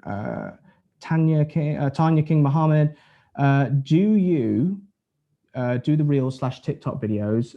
People pretended to talk over the audio. I think this is something Rob alluded to before. Oh, so this, by that do you mean how do you do like the lip sync videos and stuff like that that are popular on TikTok? Oh mate, this mouse. Is it dying 1,000 deaths? It's inverted, it doesn't work. I'm trying to sorry, keep going with that. So to answer that question, a lot of the videos, a lot of content creators on TikTok are making content via the TikTok app. So they will go into TikTok, go into the video editor, start recording themselves, and then there's options within there to put a song over it and lip sync. You can take out your audio, so it's only the music. So a lot of people do it through the TikTok app, which of course is something you can do, but then you're going down the road of creating one piece of content for this platform, one piece of content for this platform, when really you want to be trying to making the most out of what you've got. But again, you can get the same effect using video editing software like Premiere. You can just dragging a song over you singing and dancing over it, and then just take out your audio singing along. There's different ways of doing it, but most people do it through the TikTok app. Rob has asked, what are end cards? So at the end of a YouTube video, you have 20 seconds where you can promote a video. A video can come up on screen and it can suggest other videos to your viewers. What you don't want is someone just to watch your video, get all the way to the end, and then the video just ends. And then what do? They close YouTube or they go on a completely different video. You want to suggest videos on your channel. Keep people on your channel. It's a merry-go-round. Just keep them on, keep them on, keep them on. So for example, if someone searched David Icke on YouTube, they'll probably come across one of Rob's mini repurposed interviews. And if you get to the end of that, 2 videos, the last 20 seconds, 2 videos will come up on screen. You can now watch the 2-hour-long interview with David Icke, or you can watch another like 10-minute snippet. And you can put in links to your website and stuff. But it's basically just keep people on the platform. So end cards are little icons that come up at the last 20 seconds of a video, and they keep people on the platform. Daniel has also asked about times to post on TikTok. Is something you covered a little bit before, but just Philip has asked as well, just times on TikTok and so Instagram. Again, there is no right and wrong time to it. It's just one of these things. Experiment, think about what your demographic is. What are they doing at that time? You want to, if they're professionals, get them on lunch when they're eating a sandwich, scrolling through, upload then. Do it in the evening when they're at home in front of the TV, scrolling through. And again, trial and error, see what works, see what doesn't, look at your analytics, and just keep refining it down. And eventually you'll find a time slot that works for you. Best way to do it is kind of look for like a 2-hour window. That's always a good place to start. So 2 hours in the morning, 2 hours in the afternoon, 2 hours in the evening, and just see what works. Just play. Kira has asked, is the call to action in the description or actually saying it in the video? Both. Fundamentally, most important, saying it in the video. I know it's always a little bit scary to like sell yourself and everything on the video. If you do it in the video, it will convert hundreds of times more than just a link in the description. We also do put links in the description to some of our courses or our businesses or whatever we're promoting.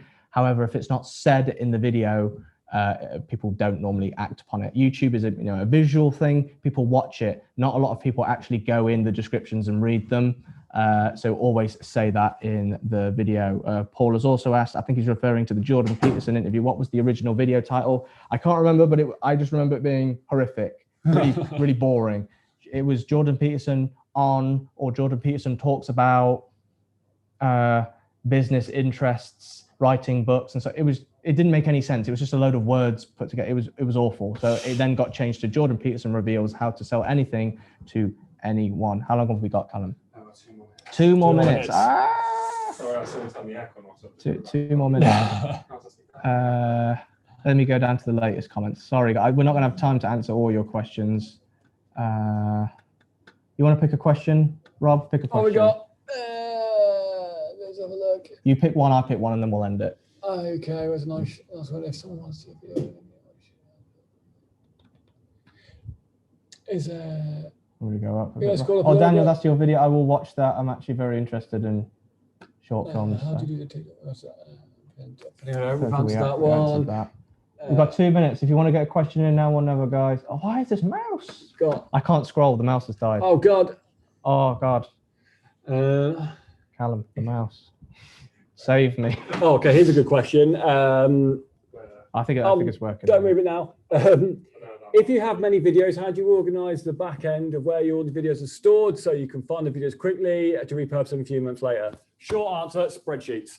When I create TikToks, so like the Floyd Mayweather one, there was lots of content. Some were very, very topical, some were motivational. So what I did is I knew that everyone was going to be talking about this fight for before and about a week after. So I prioritized all those ones. And then I now have a spreadsheet with backup TikToks with every surplus one I have with their title that they are saved on. I just save everything locally on a hard drive. And then if I can check the news, see what's going on. Right, everyone's talking about this celebrity. Right, I've got a few from them I can use. So it's just, again, spreadsheets, stay organized. Because otherwise you can go, oh, did Floyd talk about that? Did he? And you end up watching the whole hour-long interview again. So yeah, I just use spreadsheets. Make sure when you're titling them, they match the exact same title as the actual video. So then even if you can't find them, you have no idea where you're gone, you can search it on your computer and find them pretty easily. 1 or 2 questions and we've got to wrap up. This is from Darren. Can anyone monetize on YouTube, or do you need a certain number of subscribers, etc.? Yes. To advertise on YouTube, to get your AdSense account, you need a minimum of 1,000 subscribers on your channel.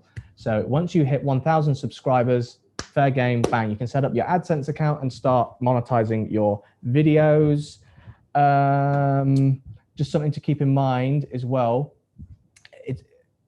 YouTube kind of, they have a favorite kind of system to kind of who they prioritize the higher quality ads. So because Rob swears a lot, and some of our content is a little bit explicit and stuff like that. We don't get the premium high tier ads. So like Winnie the Pooh won't advertise on our channel because it's not kid friendly and stuff like that. I've heard of some channels that can get like $20 plus per 1,000 views they get, which is absolutely excellent. We get about anywhere from $5 to $8 per 1,000 views, roughly. So if your channel is considered clean and you don't produce a lot of explicit material, you've not been flagged for anything, you can be in the higher category. But if you're Rob, who likes to drop the F-bomb every like third word, then you get on the naughty category. Let's do one more. I'll just quickly touch upon about TikTok's about monetization as well. Oh, yeah, Find the next question. Yeah. You can do the same on TikTok. You can monetize, but that is after 10,000 followers. Same sort of deal. You got to kind of build up a fan base. It's just so the platform knows that this person is making consistent content. It's not offensive. We can put ads on it because, again, after the whole ad apocalypse on YouTube, everyone's a little bit more cautious before banging on adverts. Has the mouse actually died at this point? It's not responding. Callum, help. Oh, no, it's back. It's back. It's back. Last question. Last question. What's that right down the bottom? Oh God, which one should we use? There's quite a few questions here. You pick the last one, Rob. You pick the last one. It's almost for you. Oh, Daniel's asked a good question, actually. How do you repurpose videos that are already on YouTube? I think we can both answer this because it kind of links to this is what I have to do sometimes, because obviously I've only been within the company for 6 months and the backlog of content is many, many years. We don't have the raw footage, or Harry's got it somewhere, or it's in a hard drive in the back of a cupboard somewhere. So what you can do, if it's your YouTube channel, you can download content through YouTube and download the high res copy. If you go into the YouTube Creator Studio, you can go onto your video, download a copy of it, drag that into your video editing software, and then just cut it all up and repurpose it. Okay, the mouse is gone. Forget about the mouse. Okay, so just to answer your question, Daniel, as well, because we're always repurposing. So recently I released another David Icke video, just because there was some stuff that was relevant in the news again newsjacking, that even though I've repurposed that video to death, I still go back and repurpose the repurposed content, but I add a different edit style. So even though the content is pretty much always the same, the edit style keeps changing, the hook changes, the call to action changes, maybe it's slightly longer, shorter. So the content itself obviously stays the same, but you're always reiterating and improving, and you can re-upload titles. And again, you can test it with different titles and all that type of good stuff. And what I will do as well,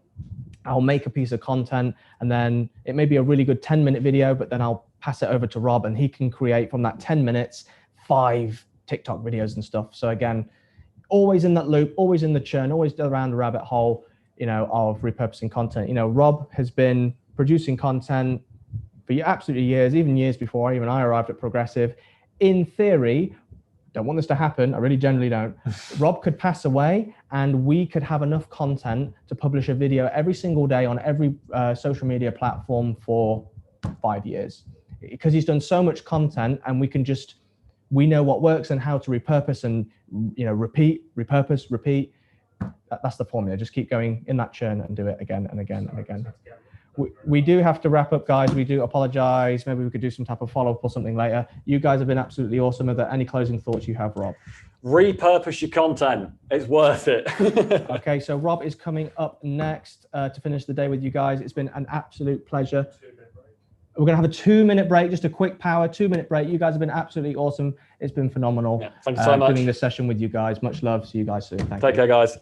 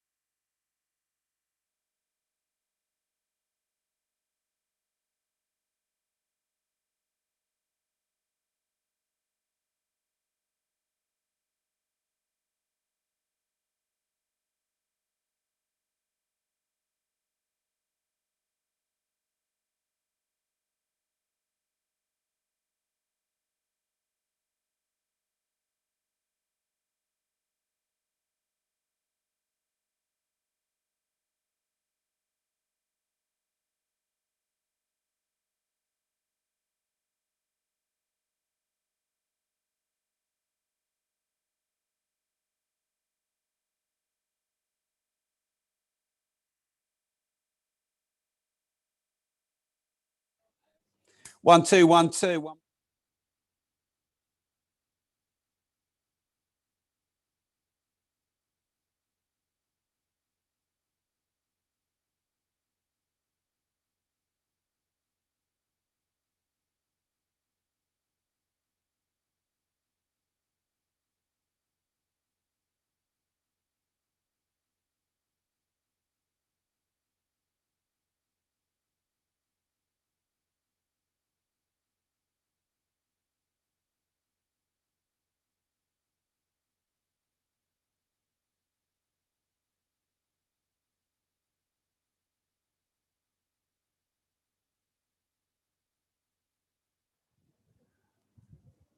I'm back. I hope you didn't get bored, senseless by the techie. No, some of you are like, that's my favorite bit, Rob. Bugger off and bring them back. All right, great. So, got to get you back in the room now in a different space because we're going to go off the technical aspect a bit and back to content again, because that's my job in the Omnipresence and Content Repurposing Masterclass. Stenna said, bring it, let's bring it. So, how to go viral. So got to kind of rewind a bit. We could have left my team's content to the end. That might have made a bit more sense chronologically, but we wanted to sort of give you a bit of a Rob sandwich with the filling in the middle. Yeah. So you've got to get your mind back now to before when you were listening to my team, and more in terms of the content creation. And the omnipresence. So I'm going to give you a few short strategies of going more viral. Now, look, viral doesn't necessarily mean 100 million views. If you normally get 100 and you get 1,000, that's 10 times your normal. You'd regard that as viral. So this is relative virality, which means a lot more than you normally get. So if you evoke emotion in your piece, it could be with the music, it could be with the story. You know, when you do your story bridge offer or your origin piece, if you have a bit of a hero's journey in your story, or you share some darker moments that you came through, that is more shareable than maybe content that doesn't evoke emotion. But if you remember, I showed you a slide earlier on in the training of the different emotions you can evoke. You go back through the recording to get those. Okay, the next thing is creating debate. The best way to create debate is 50% of people think yes and 50% of people think no. And in the UK, there's a product called Marmite, which half the people love and half the people hate. And so Marmite has even been coined as a phrase for something that polarizes people. It's Marmite. You either love it or hate it. And your content, look, it's not all going to be love or hate, let's be honest. And sometimes that could be a bit much. But anything you can do to create debate or polarize people, that would be very useful for the virality element. Now, when it comes to algorithms, for example, on comments, or what would make a post have more reach on social media, the comments and the speed of the comments and the sub-threads and the discussions between people, they are a big part of the virality algorithm. So you want debate, not just from what you create in your post, but you want sub-thread debate.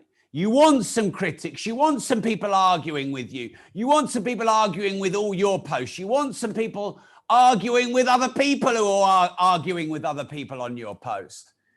These are good. Like someone said earlier, I made a post about the Bill and Melinda Gates divorce, and OMG, they went off. I didn't have to do anything. They were all going off. Now, look, try and link all this content in. Create debate, but ideally on brand. Create debate and try and news jacket in with something that's happening in the world that's already got emotion. Should Meghan have gone on Oprah? Was it just a publicity stunt to raise a load of money? Should she have thrown the royal family under the bus? Blah, blah, blah, blah, blah. What do you think? Okay. Now, by the way, you could create debate by asking a question that is Marmite, or you could say, I believe Meghan was absolutely right to go on Oprah.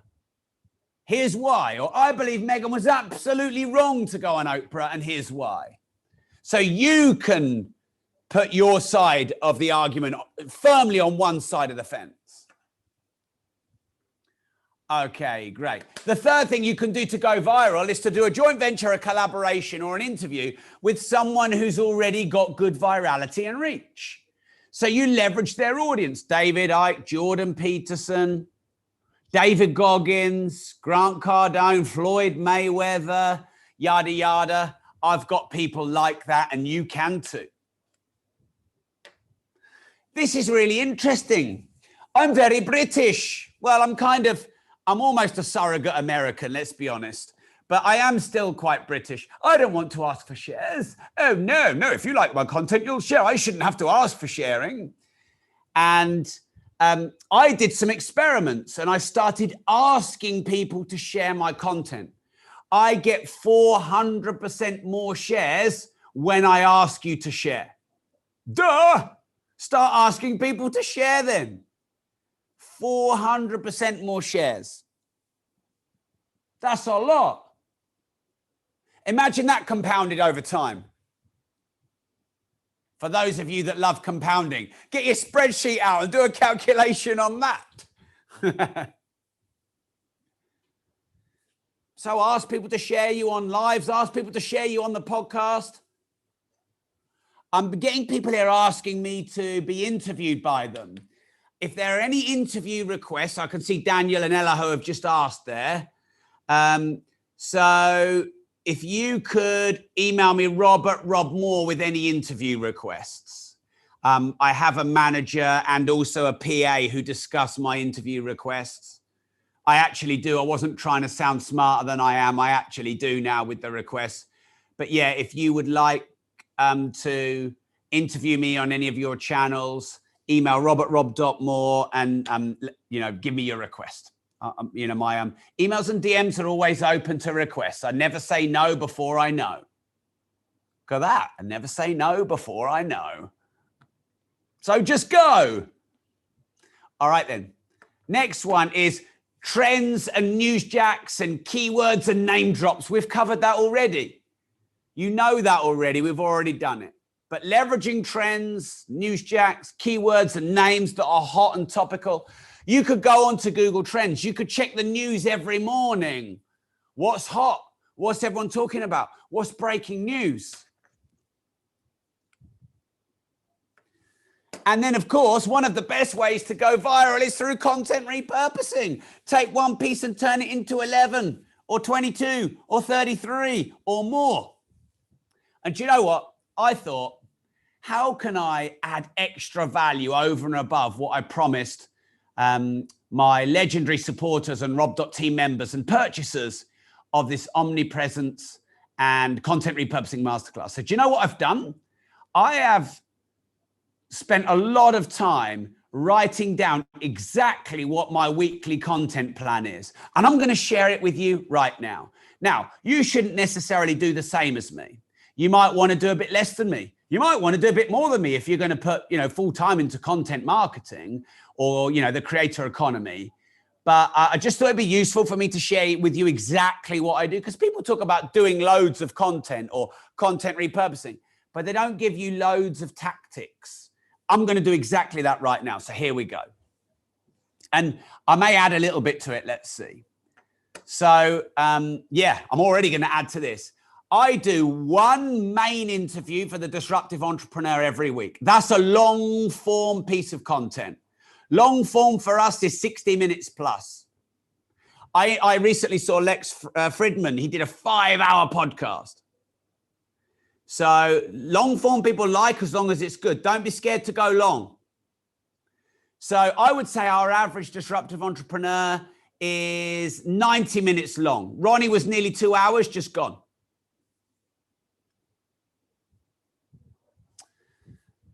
But I also do one caffeine cast and one Rob's rant. And we're also now doing some Success Saturdays. So I'm doing 3 to 4 podcast episodes a week now. Oh, and there's also my money podcast. I forgot. Actually, I did note that down. We've got my Rob's rant, my caffeine cast, my money podcast, and my main episode. So that is 4 episodes a week. But I am often, this is important, I'm often doing the Rob's rant on a Facebook Live, the caffeine cast on a Facebook Live, and sometimes I'll do the money podcast when I'm on a Clubhouse room or being interviewed. So the disruptive entrepreneur is an origin piece, but the rant and the caffeine cast and the money are often at least simultaneously created or repurposed. Okay, I'll usually do, some weeks I'll do 4 or 5 Facebook Lives. Some weeks I'll do 1. Let's actually call that 3. And they're about, no more than 20 minutes each. So that's about right, 60 minutes. So you'll see here, I've put the minutes a week in. Why have I done that? To give you an idea of 1, how much origin content you'll need to do and how long it'll take. And then 2, you'll see the repurposability of it soon enough. Because I actually turn this into 228 bits of content. And you'll see soon how.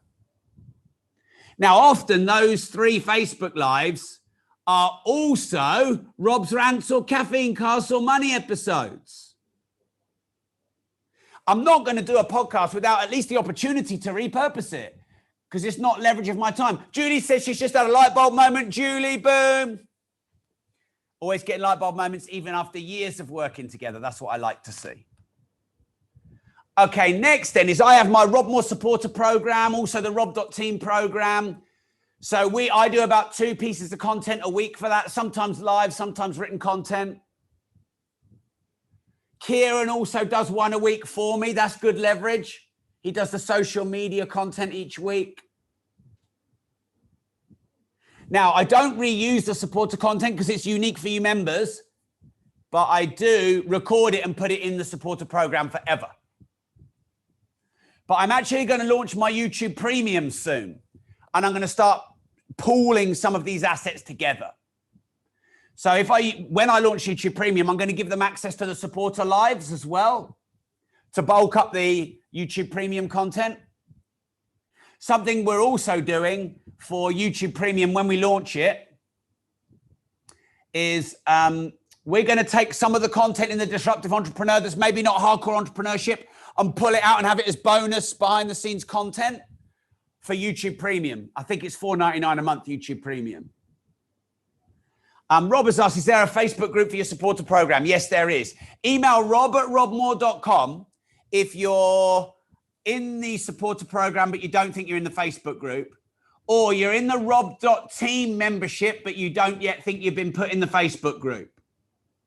There is a Facebook group. And whether you're whether you joined up on Facebook or you joined a Rob.team, you get access to that Facebook group. We can give you the link. We got your back. We got your back. Okay, next then is I'll do 5 to 10 public lives a week.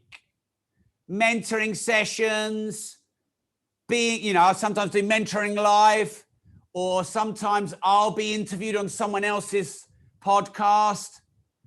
And that on a quiet week 5, on a busy week, it could be 15 or more.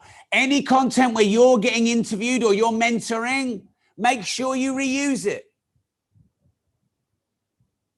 So all of the interviews with me from someone else, that gets put in the bank, and Harry might publish that as an episode sometime in the future.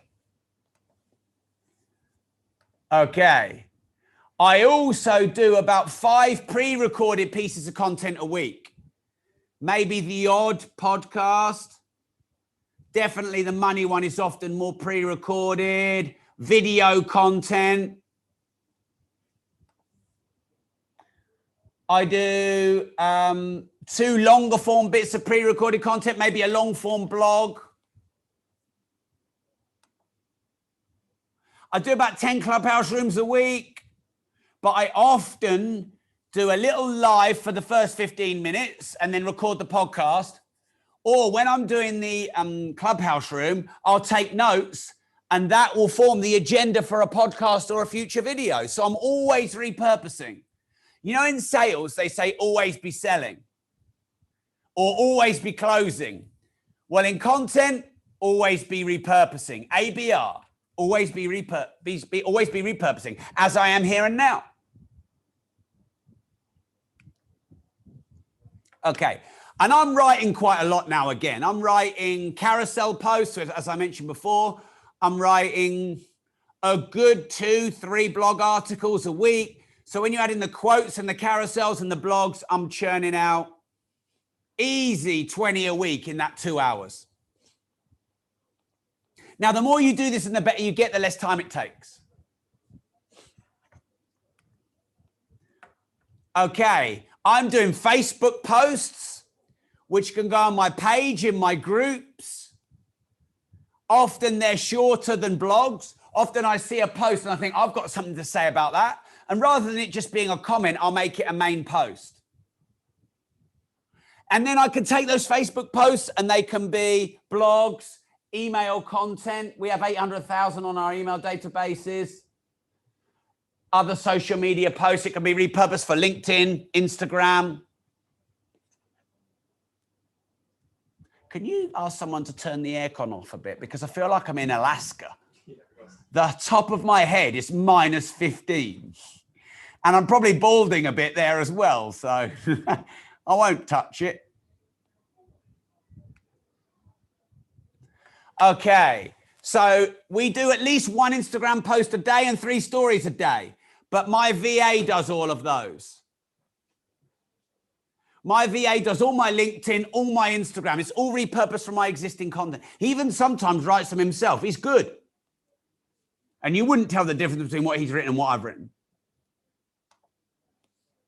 I'll often do a couple of public speeches, especially out, post-lockdown. I've got 2 coming up in September, face-to-face.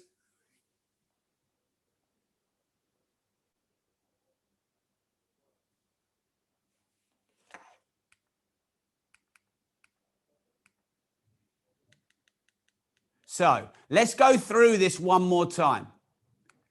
I'm gonna go through this 2 or 3 more times with different outcomes. Outcome number 1, let's work out how many original pieces I do. So 1 disruptive, 1 rant, 1 live, 1 caffeine cast. Well, that's a live. Another live. Let's call that 4. 1 supporter, 5. 5 public pieces of content, 10.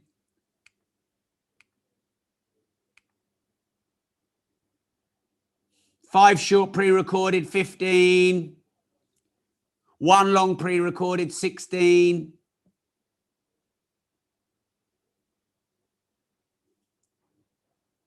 10 clubhouse rooms, 26. 2 articles, because I'm working out some of that are repurposed. That's why I'm tweaking the numbers. 28.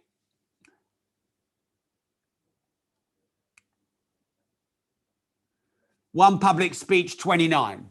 So of all of that is probably 29 unique origin pieces a week in all different forms. But get this, it becomes 228.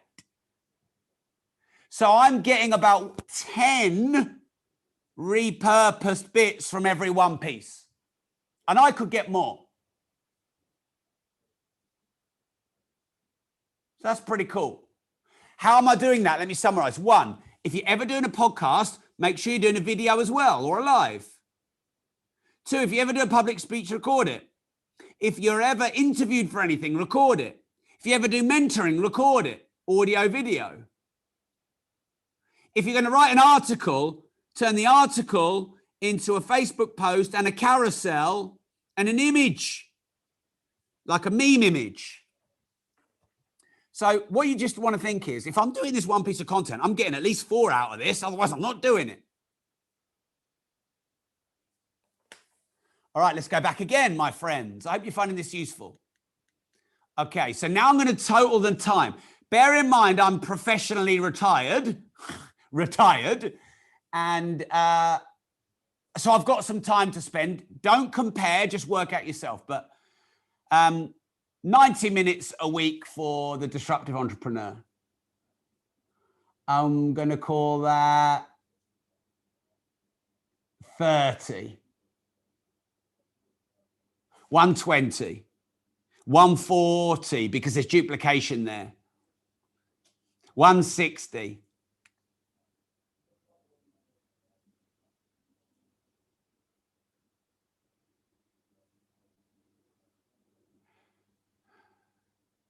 360. That's 520.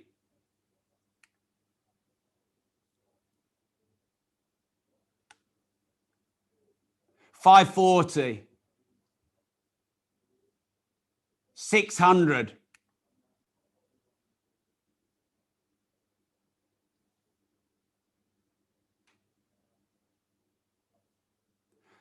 So without Clubhouse,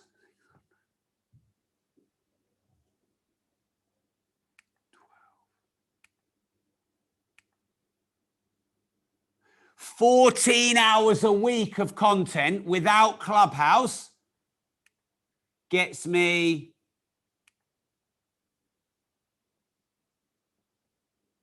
nearly 200 pieces. Add Clubhouse then in 24 hours a week gets me nearly 230 pieces. So let me say that again. 14 hours a week without Clubhouse repurposes me to about 190 pieces, give or take. With Clubhouse, it's about 24 hours a week of content, and it repurposes me about 230 pieces. How far in advance do I plan? I try and plan 2 months in advance, but I'm rarely 2 months in advance. But I am pretty much planned now till end of July. Well, depends if you're watching the recording, it doesn't make any difference. The next 6 weeks. Let's make sure we edit out anything that has timestamps in it, like I just said there. And like Harry said earlier about next Monday for launching the podcast with Ronnie in the edit. And let's edit this bit out in the edit of the edit, yeah? And then this bit as well about the edit bit I said about the edit of the edit. Cool. All right. There you go. So that is my entire plan for a week of content. Now, 14 hours a week is 2 hours a day to get nearly 200 pieces. So if you did 2 hours a week, you might get 30 pieces, as long as you think leverage and repurposing like I do. Are you with me, my friends? Give me a yes if you're enjoying the show so far. Let's have a yes in the comments. If you found it useful, if you've learned a bit, if this has been helpful, if you think it's been good value. And those of you who are supporters, you've just had this for paying your tiny monthly subscription. I always want to try and give you good value. Thank you very much. I love it. See John putting his yes up. I can see that, John. All right, great. Don't worry, you're going to have the recording of this. So, you know, if you're a bit mind blown, don't worry. You're going to get the recording. And we've got some bonuses coming up for you, haven't we? Remember, like the examples of the Story Bridge and the Content Bridge offer, all that kind of stuff. Okay, right. Here's how you plan your pieces in advance then. So number one, blogs that you write can become podcasts because you can read them out, but more conversationally. Blogs can become carousels. If you bullet point them into 5 tips and then put 1 tip per carousel. Blogs can be shortened and put on LinkedIn and Facebook and in Facebook groups. And the other way round. longer form content in video or audio format can be written into a really elegant blog. You can turn data into content. If any of you like tracking data or statistics, that can turn into content. You can use your blog to create video content on the subject of your blog and vice versa, if you get it transcribed. You could get an ebook written on your content that you could give away to generate leads. If your content is solid, like if I did I was asked this morning on a Clubhouse room, hey Rob, how'd you start a business in the shortest possible time? I gave 7 things they need to do. I could get that transcribed on otter.ai. I speak it, it's getting transcribed, 95% accuracy on otter.ai. And then that could become an ebook that I can give away and get leads for. Boom, boom, boom, boom, boom, boom, boom. Okay. Testimonials we've covered. Case studies can be great social media content. They can go on your website even. Your blog obviously goes on your website, robmoore.com/blog. Your testimonials go on all your collateral and your brochures. You can interview them on your podcast. Someone asked me, Rob, what are your success Saturdays? That's where I interview my clients. Or they interview me. Okay, we have statistics again for social media content. If you have interesting conversations with people, as long as they've got permission, both of you have a Zoom H1, put it in your pocket, go 1, take 1, mark, and then just talk. And you might have half of it is nonsense and half of it is gold. I've quite regularly got to the end of conversations and thought, man, that would have been brilliant if that was recorded on a podcast.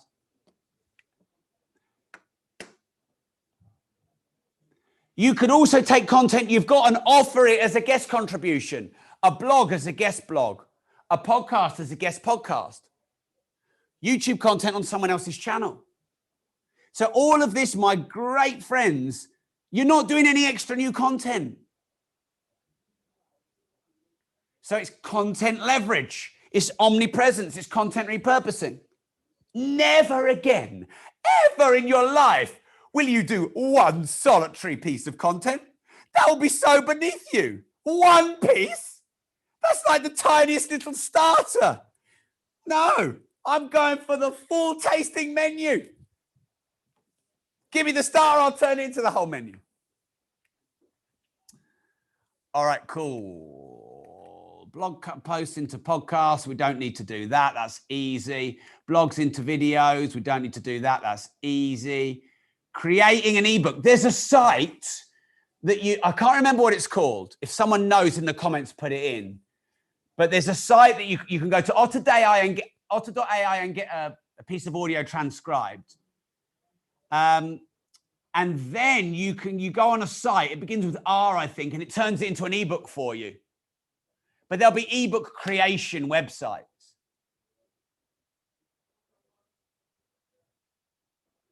There you go. So canals get it transcribed in design, or maybe I should have thought before I read that. I think there might be a typo there. Okay.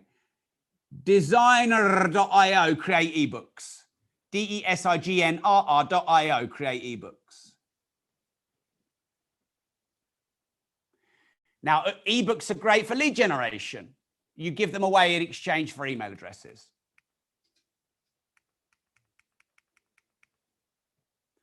Okay, cool. So those slides are just saying the same thing that I've already said. So let's just make sure we've covered the tools. Otter.ai for transcription.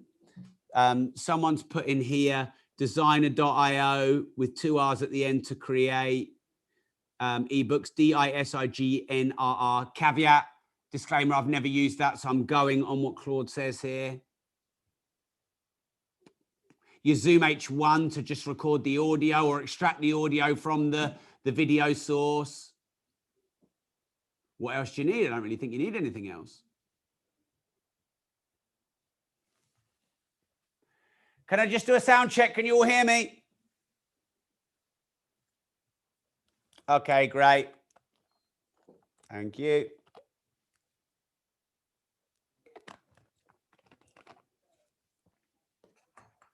Okay. Right, getting more reach and more engagement. Here we go.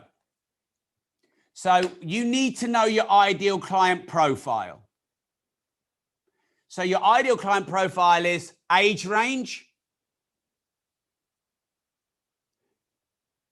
behavior stroke, psychographics, some basic, you know, where do they shop? Where do they hang out online? Sort of rough financial situation. What social media platforms do they use? Etc. Because you write your language speaking to them. You focus on your main social media platform, which has more of your ideal clients in it. Okay, segmentation. So as you build out your customer database, you'll have people who are interested in podcasts from you, business courses from you, public speaking courses from you.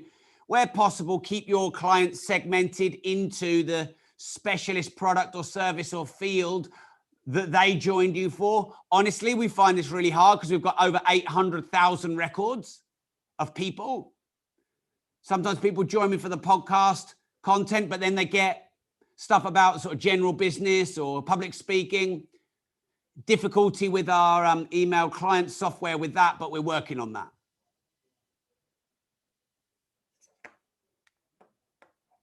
Okay, now you always want to test new platforms. Testing Green Room, is that better for you than Clubhouse? Testing Clubhouse, was that better for you than YouTube?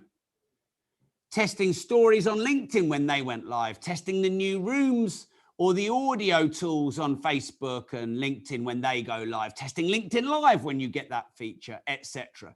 Anytime there's a new social media platform or platform within a platform, go in and test it and see how it goes. TikTok's very viral. Instagram Reels are very viral.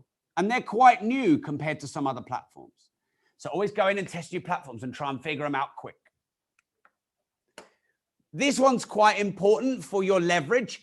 Create content that's evergreen, i.e. it doesn't go out of date next month. Now your newsjacking will go out of date and it's okay. Best newsjacking does go out of date.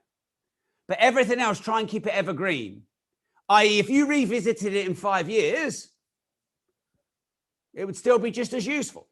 I mean, Think and Grow Rich is nearly 100 years old and it's still useful today. So 90% of your content evergreen, maximum leverage of your time. And do you remember we said with Harry, you can go back a year, 2 or 3 years ago and republish bits now. Because the content is evergreen, you couldn't if it wasn't. So nothing about interest rates, tax changes, things that will change in politics or society. Don't really address that on most of your content. Okay, optimization. I mean, that's probably been put in there by my team who've helped me with the creation of this content, because that to me is the most generic word ever. But maybe really good tested headlines. Make sure you fill in all of the tools properly on social media. Like when you go live on Instagram, you can give it a title now. Make sure you give your Instagram live a title. When you finish it, you can put a description. Make sure you put a description. Make sure you use Creator Studio. So optimizing your content is keywords, titling, and making sure that all the little tools you can use, putting emojis and titles on videos, for example, or filters. All these little tools which just give your content a little bit more engagement or the algorithm likes. Don't stop posting content unless you're intentionally taking a few days off. That's cool. Don't stop posting content. Way better for you to post 5 times a week every week than 20 this week, nothing next week, 30 next week after that, nothing the week after that. Far better, slightly less, but much more consistent. The algorithms will reward consistency and punish inconsistency. We've done tests on this. You don't want to go long periods of time without posting. Otherwise, the algorithms will punish you.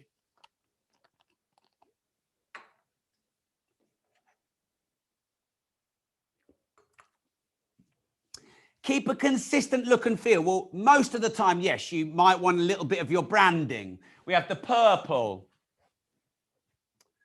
But every now and again, don't be scared about doing a pattern interrupt from a different location in the background. Slightly different pattern interrupt. Just always look at your engagement. I found that when we started in the studio, the engagement went up a lot. When we've done loads in the studio, the engagement started to drop. So I went and did it at home and it was better again. And then the engagement starts to drop. And then you go around different rooms in the house and the engagement goes up again. So yes, in a lot of ways, some of your branded content wants to look and feel. But remember, you need the pattern interrupts as well for your video content. So user-generated content is crowdsourced content.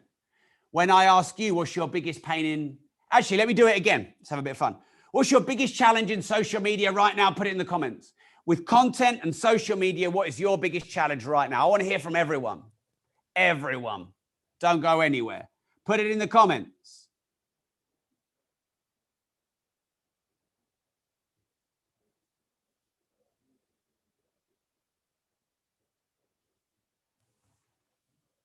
So me and consistency, iOS changes, choosing which ones reach, calls to action, consistency, keeping up with them all, reaching the right clients.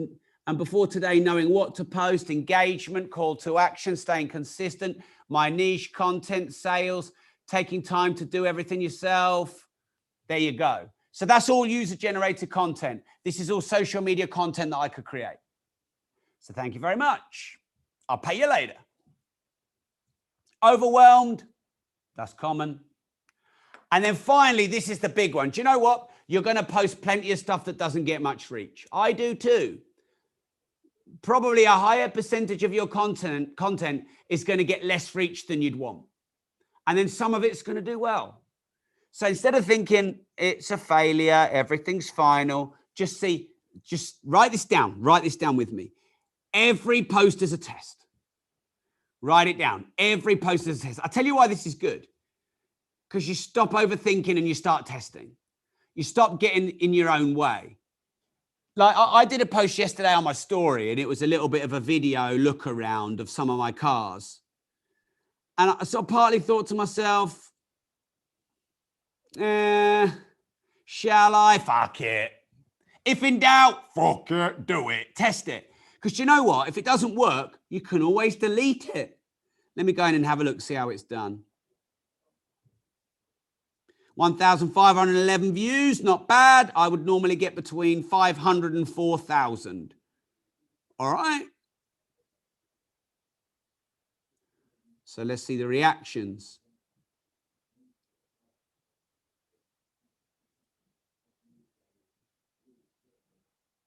Few reactions there, not bad. There you go. No harm done. Fine. Learn something there. Great. Every post is a test. Look at every post and how it's done. And if you just tweak 1% each time, imagine how much better you'll get. You'll learn something every time. Oh, maybe it was the headline. Oh, maybe it was too long. Or maybe it was the wrong time of day. Maybe the content wasn't fit for the platform. You'll soon figure it out. You'll build up your intuition and experience and data. Always look in your data, in your analytics, in Creator Studio of Facebook, in the back end on Instagram. Check best times of day to post, best performing posts, and look for some correlations and consistencies and then double down on that. One of the reasons I wrote 44 carousels yesterday was because I went back through some of my content and carousels, get the best engagement. So you taking some of your existing content and making a 5-slide carousel for LinkedIn and Instagram is probably a good use of time. Why do carousels get really good engagement? Because you get an engagement score for 1 swipe, 2 swipe, 3 swipe, 4 swipe, 5 swipe. So each one of those counts as an engagement, by the way.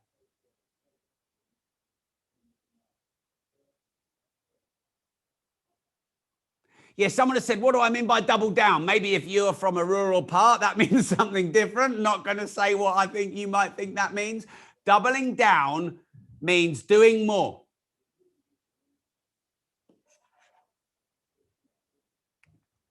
Okay, right. Monetizing your channels. This is another bonus section, by the way. You've had quite a few bonus sections. So what I'm going to do is give you an overview of how you can monetize your channels.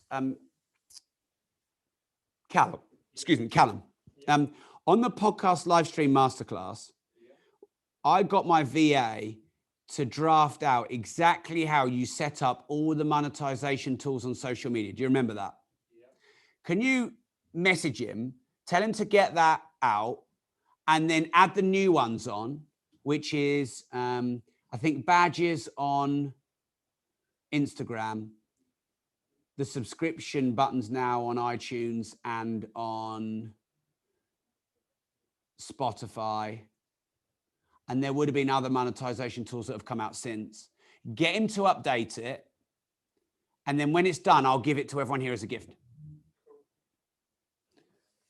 So basically, I can tell you what you can monetize on your channels, but the technicalities of how to do it are quite technical. How many followers you need, how many views you need, or if you don't need any of those, what you need to do to actually unlock each monetization tool, because they're all different. Sometimes it's who you communicate to.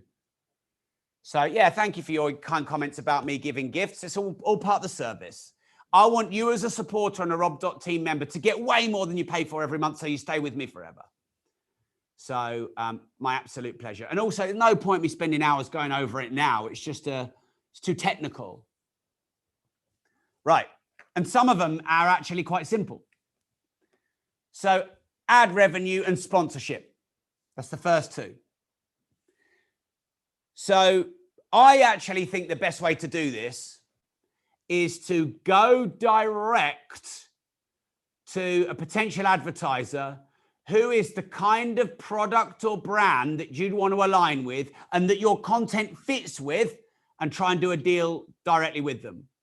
Most people, they go to syndication platforms or advertising platforms or agencies, and honestly, the ROI is so low. And the amount you get per CPM, per 1,000 downloads or views, is really low. And we now do this. I have a full-time staff member who approaches podcasters, YouTubers, TikTokers, and Instagrammers on our behalf and cuts deals with them. And we pay them money to promote us. And it just makes us realize how much agencies have creamed off of this. So we're going direct now. So Blinkist, and I went direct. Well, Blinkist actually came to me. But you'd normally get £20 1,000 downloads. So CPM stands for cost per mille, which is essentially per 1,000. So you get £20 CPM normally on a podcast. You get £20 per 1,000 downloads. I got £120 per 1,000 from Blinkist because we did the deal direct, and it's a good complementary service. That's how you do ad and sponsorship revenue, I think. It's a little bit more time, but at least you build the contact and you've got that contact forever, and you do one deal with them and you do another one in the future and another one. And all you have to do is reach out to a few dozen, Audible, Blinkist, if you just think about all the products and services you like to use, and then do a LinkedIn and a Google related search. Google related search to find more companies like them, LinkedIn related search to find people who work at the companies, and then just message them on LinkedIn. So you roll.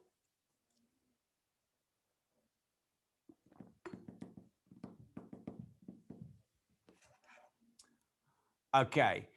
This product placement, not really my game. Probably more for big YouTubers. You could do it as part of your sponsor role on podcast. Tipping. So there's tipping on Facebook in the form of stars, and there's tipping on Clubhouse in the form of tips, and there's tipping on Patreon in the form of you getting a donation. There are also donation websites, ones that aren't charity based. Just Google them. Commercial or business donation platforms. Non-charity donation platforms. Google them, you'll find some that you can set up. You know, a bit like when you set up a, what is it, a GoFundMe. Or what's the other main one people often use? The Virgin one. But they're charity-based ones usually. But you can literally, you can say at the end of your podcast or your episode or your content, if you found my content useful, if you've got a lot of value out of it, please would you go to robmoore.com/beg, because I'm a bit hard up now, struggling to put petrol in the Lamborghini. All right, I'd do a better pitch than that. But you can just say, hey, look, if you're a fan of my work, would you mind donating or tipping? And you could say, look, you reinvest much of the profits back into your art form. Okay, you got donating stars on Facebook is essentially a form of a tip. Okay, next then is paid subscriptions. Oh man, there's loads of these. The subscription model is flying. There's rob.team, which is my own individual one, which many of you are on. There's Facebook supporters. There's YouTube Premium. There's now a subscription feature on many social media platforms. There's Patreon. Do you know what, Callum? We should do a course for supporters, or maybe I should charge more. I'll wait and see how much love you supporters show me. But we should do one on building subscription revenue. Yeah, subscription revenue. Because Facebook supporters, rob.team, not your own platform, Patreon, YouTube Premium, etc. People wanting it already.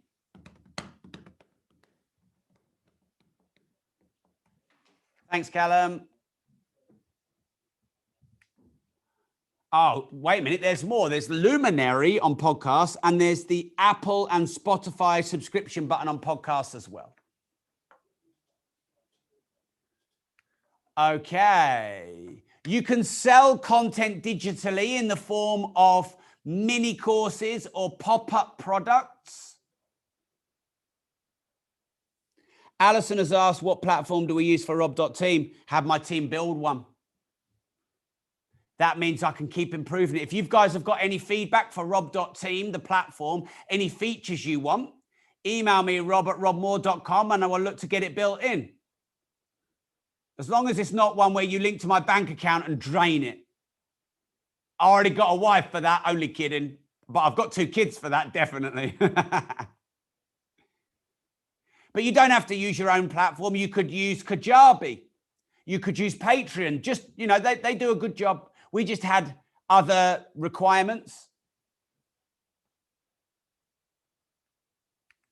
You can sell merchandise. Have you got your t-shirts yet?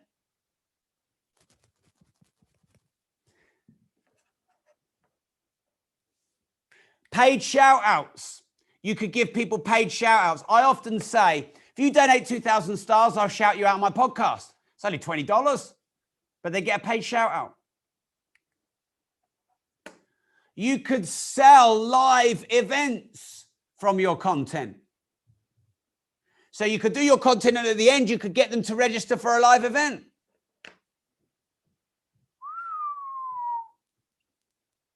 You could set up fan clubs and VIP meets. So I've got a Patreon. I will be relaunching that. It's still live, but it's just a small number. But once we are out of lockdown and we can do meetups, I will be relaunching that. And that will have live meetups and VIP meetings involved in it. It'll be £30 a month. Won't be crazy money. But I'm going to do 4 meetups a year and some socials and other stuff. It's just, I launched it and then bloody lockdown. And there are loads of creator economy tools coming, like a creator coin, a Gary coin, a Rob coin, having people invest in BitClout or Rally forum with you. So there's a lot of ways to monetize your content. Would I do all of those at once? No. Would I pick 1 or 2 or 3 to start with? Yes. Figure out the ones that are best for you, depending on the amount of users you've got, what you prefer to create, what you're most interested in, what you already do. Which is the most effective one to monetize completely depends on your strategy, your number of views, your channel where you have the most engaged following on. For me, I'll make much more out of an event. I'll do hundreds of thousands of pounds in sales at an event or revenue. So, you know, actually the one that you're on here, the Rob supporter and the Rob.team, said with the utmost humility, because I love you guys and I love doing this, but financially, it's probably one of the lower ones for me. But that's cool because I know I'm cultivating loyal community members. So that, you know, there's a longer play here. But those of you who've just paid your subscription to be on this, you've got a full-on course here for 1 month subscription. So clearly, I need like 10 million of you to make it worth my time, I'll have you know. My hourly rate, don't you know? Not even bloody selling. I love you guys. I just want to say a massive thank you, actually. I do really love you guys. And, you know, I'm an entrepreneur who's full of beans and highs and lows and ups and downs. Actually, highs and lows and ups and downs, I bet you can all relate to that. That's entrepreneurship. I sometimes feel lonely, even though I've got loads of staff and loads of community members. I sometimes feel it's a bit thankless being an entrepreneur. Sometimes, you know what, it's a bit of a grind. But I never forget all of you and how supportive you are, how you support me online, how you continually subscribe, even though it's only a few pounds or dollars. And, you know, you do your training with us and you stay loyal to us and you're very kind to me and about me, you know, when, yeah, shame Rob's getting less than minimum wage for us. It's all right. Slave labor, you lot, come on, you need to pay more. But I just want to say a massive thank you. I do really enjoy doing this. I hope you found this course really useful and valuable, and you've got more than your fair share of value. There's one more thing left for us to do before we say goodbye until the next time, and that is for you to think about what you're going to do next. So there are usually 3 options when you work with me on what to do next. Option 1 is nothing. I don't like that option. I don't have doing nothing on my watch. But sometimes people are like, oh man, yeah, the course is finished. Chillax, it's the weekend. No.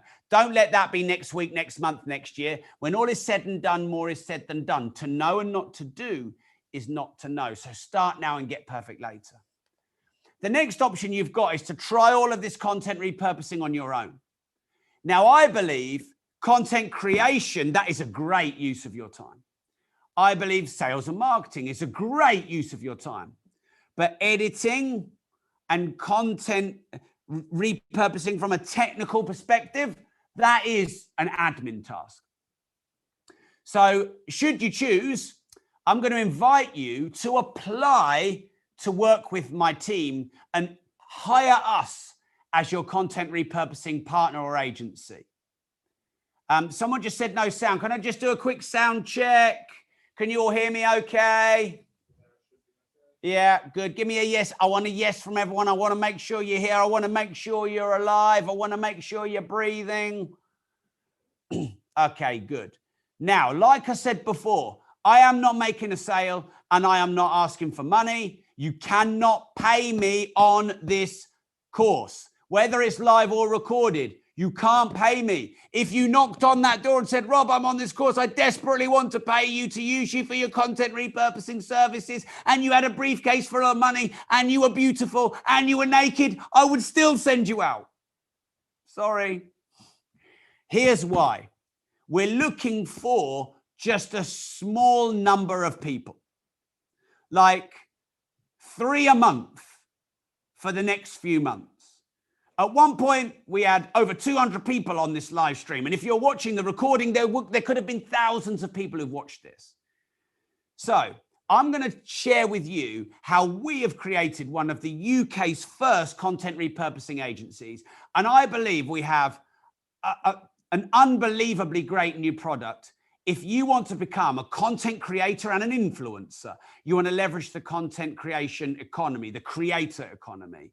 It isn't for everyone. It's not cheap, although we will do you a deal because we're in beta mode. So I believe our content repurposing agency is the first in the world of its type. And it's because we don't just edit your content. We have already now trained you how to give us the main origin piece, the 13 things to weave in. We'll continually work with you, develop your style. You'll send us your origin piece. And get this, we're going to turn one origin piece into 40 every single week for your monthly subscription, which is pretty amazing. So here's what's going to happen. After this event, if you apply, it's robmoore.com/apply, by the way. So if, as I talk, you think, I've got to apply, go to robmoore.com/apply. Can you put it in the comments, Callum? That is the link, isn't it?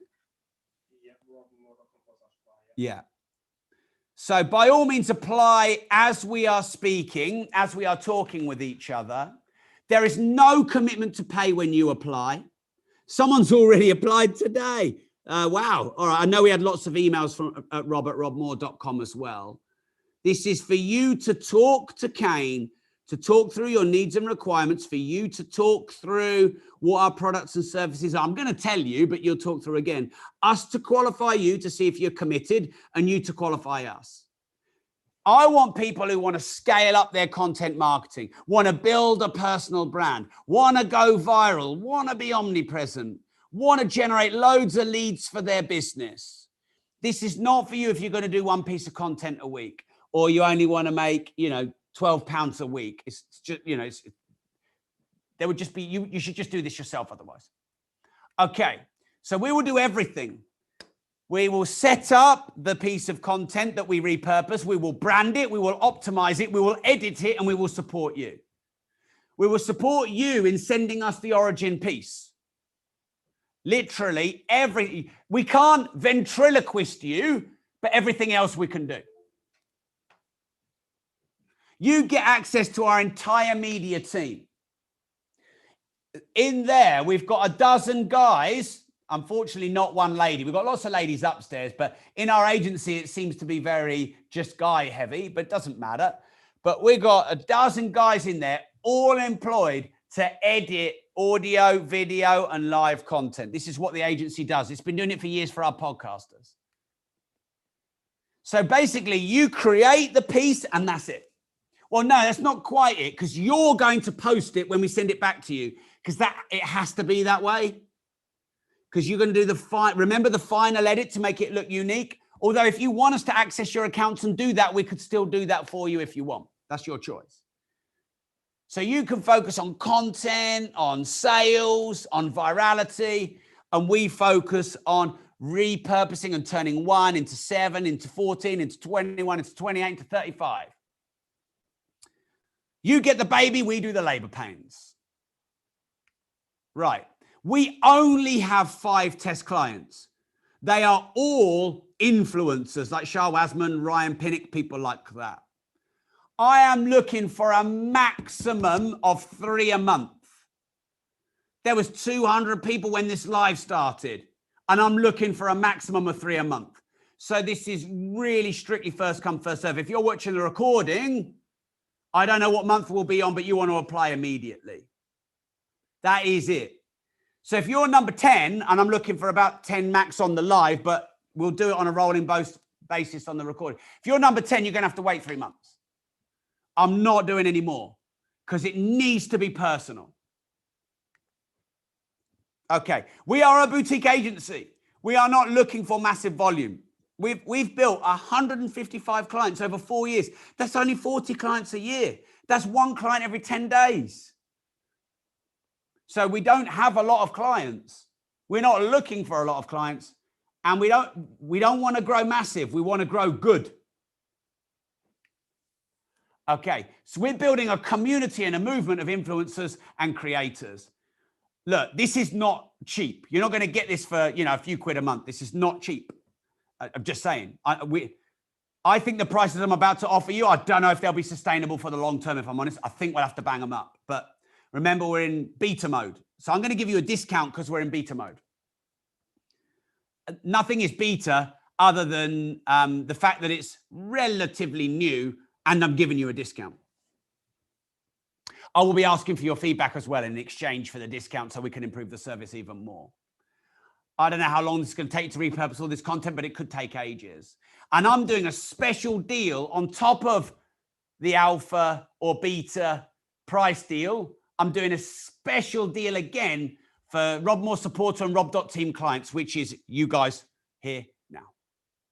So here's what we're going to do for you. There are two packages. There's gold and there's diamond. So ladies, do you like a bit of gold or do you like a bit of diamond? And gents, the gold is the starter level. The diamond is the higher level. You just pick which one that will work for you. You might not need the diamond level. You might want the diamond level. So you're going to get support on your content creation.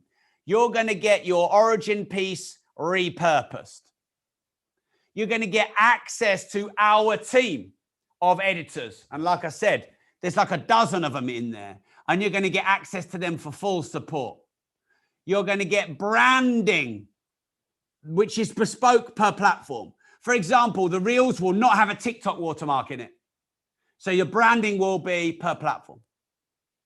You're going to get monthly updates from us on algorithm changes, trend changes, editing changes, platform changes. What we do is we're going to take your one piece of original origin content, your hub content, and it's going to fill virtually all your channels.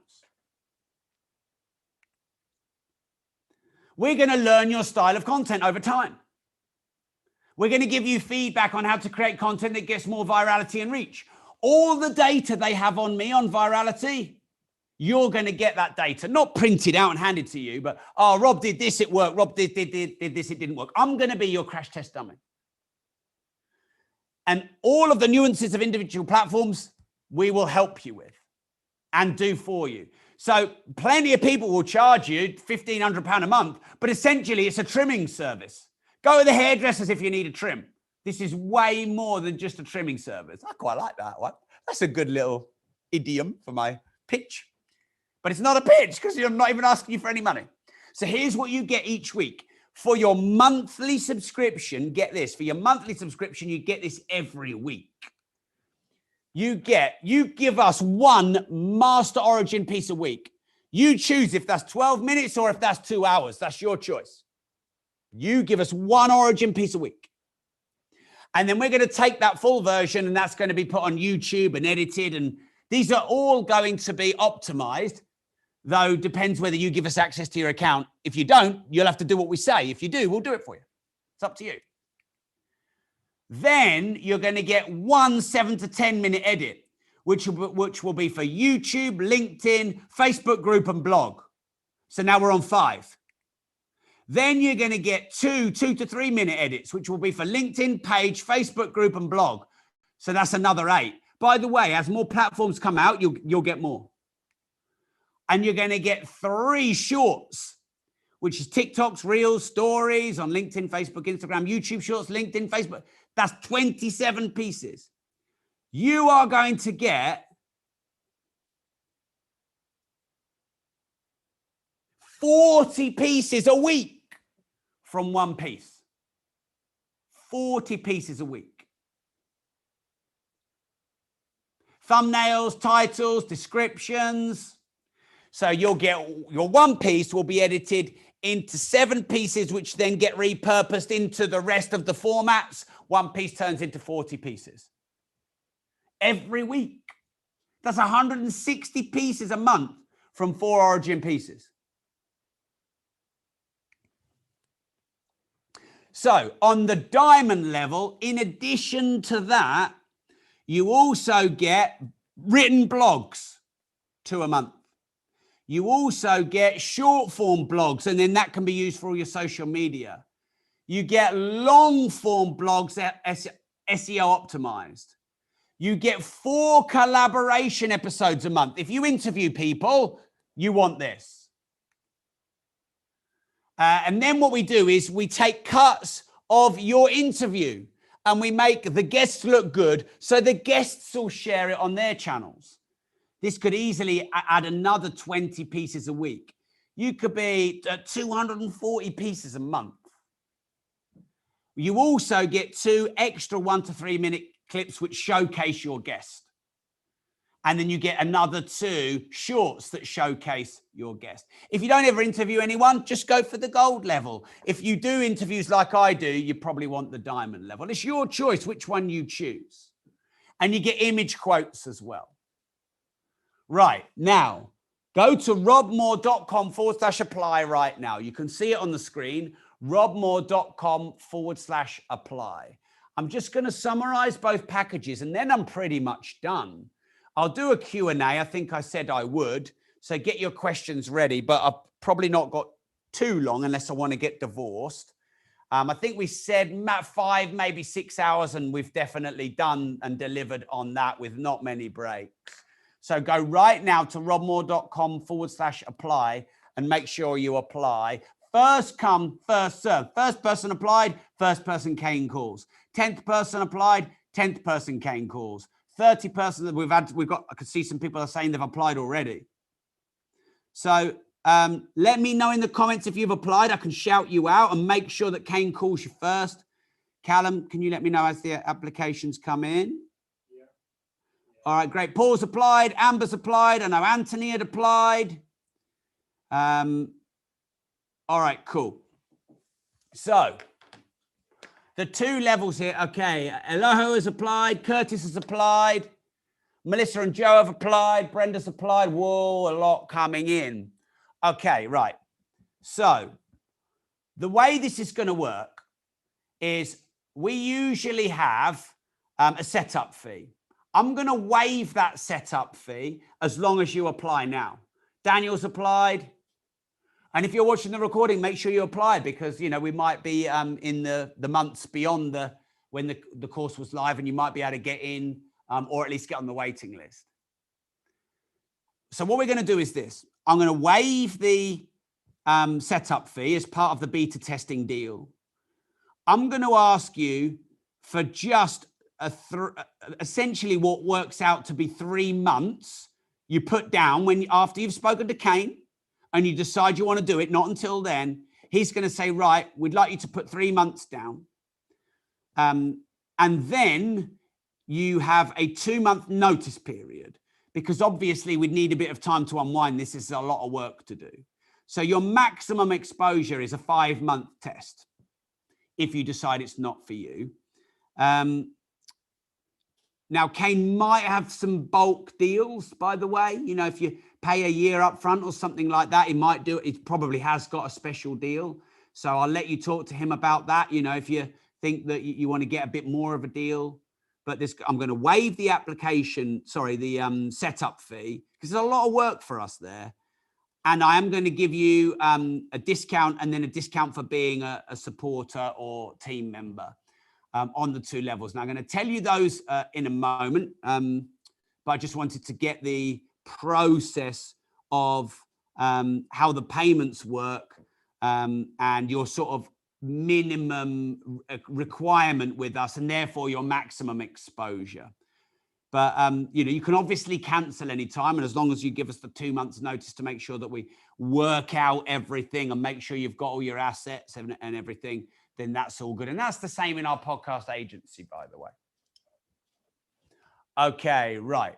So we have the gold package. Now, I'm looking at charging $2,000 a month for this. I've done loads of research. There's companies that charge $2,500 a month, and they're a trimming service. So once we're out of beta and we've done, you know, we've had our test early clients and we've got all the feedback and we've tweaked it and improved it. By the way, we might find out that we only want to take 30 clients and we'll stop it and just carry on with the podcast agency package. Who knows?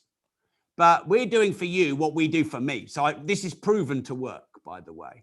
And by the way, I'm getting now millions of views on TikTok, hundreds of thousands of views on Reels from content that's not original. So everything we do for you, we've already showed you, we do it ourselves. Okay, so we've got your 1 piece into 40 every week. 7 unique turned into 40 pieces. So to new clients, I would be looking at our trial beta period of it being $12.99 a month plus about $2.9 or exactly $2.9 plus that on a deposit, which covers your first 90 days. But I'm going to go under 1,000 for Rob.team and Rob Moore supporters. So essentially that's a 50% discount. And if you want, you only have to put your 90 days down. If you get the bulk deal, then you're going to probably pay an even better price. So that's the gold level. So this isn't for everyone. If you're a complete newbie and that's fine. We're only looking for three clients a month, but we will do it on a first come first serve. But if you have a bit of marketing budget and you're prepared to invest in your growth, I think this is the single most likely way that you'll go viral. Okay. Someone has said the robmoore.com/apply address isn't recognized, yet we've had quite a lot of applications. So do you want to put that in again there, Callum? Now, the diamond package, if you're an influencer and you interview guests and things like that, you've got your guest content and your extra volume. I'm going to be looking at that being about $2.999 a month once we're out of beta. You get everything on the gold, plus you get the blogs, you get the guest interviews, etc., and the collaboration content. And for beta new clients, I'd probably knock that down to $199 with a $4,500 deposit. And for Rob.team members, I'll knock that down to $1,699. And by the way, I commit to locking that price into you for at least a year. Like, that won't go up. I commit to that. We'll have a year agreement.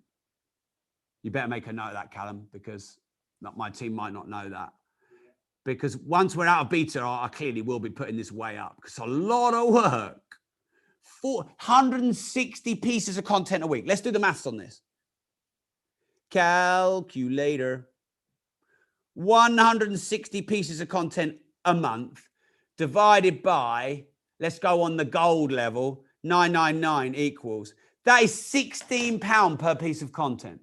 If I said to you, would you pay £16 per piece of content? You'd bite my hand off. That is £16 per piece of content. Holy shit. By the way, some of my TikToks are getting hundreds of thousands of views. So if you're not repurposing on TikTok, you're missing massive virality.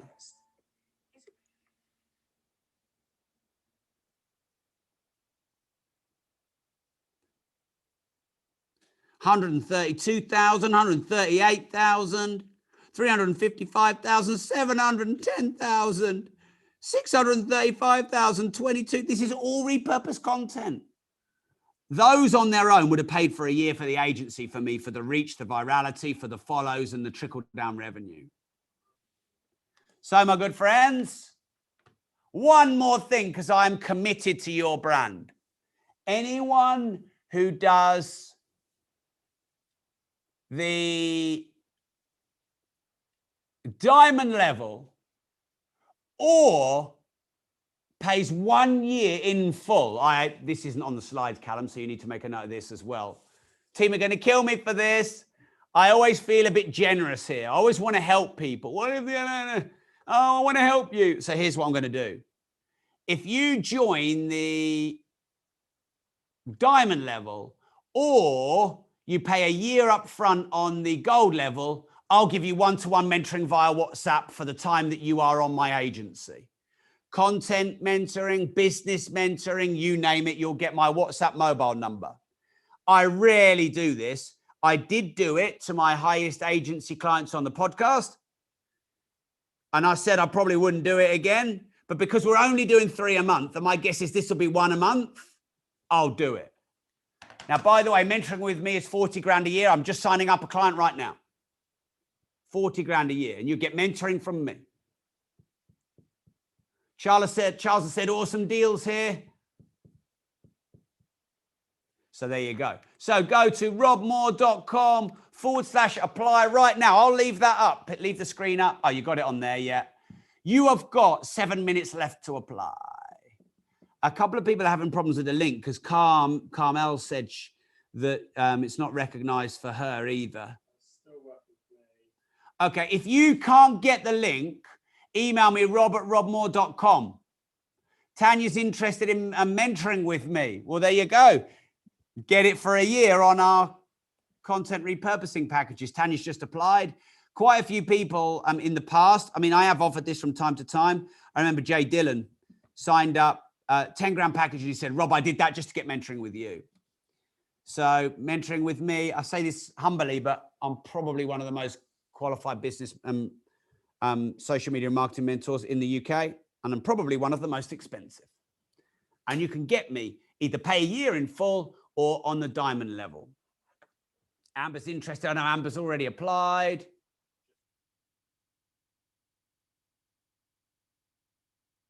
All right, cool.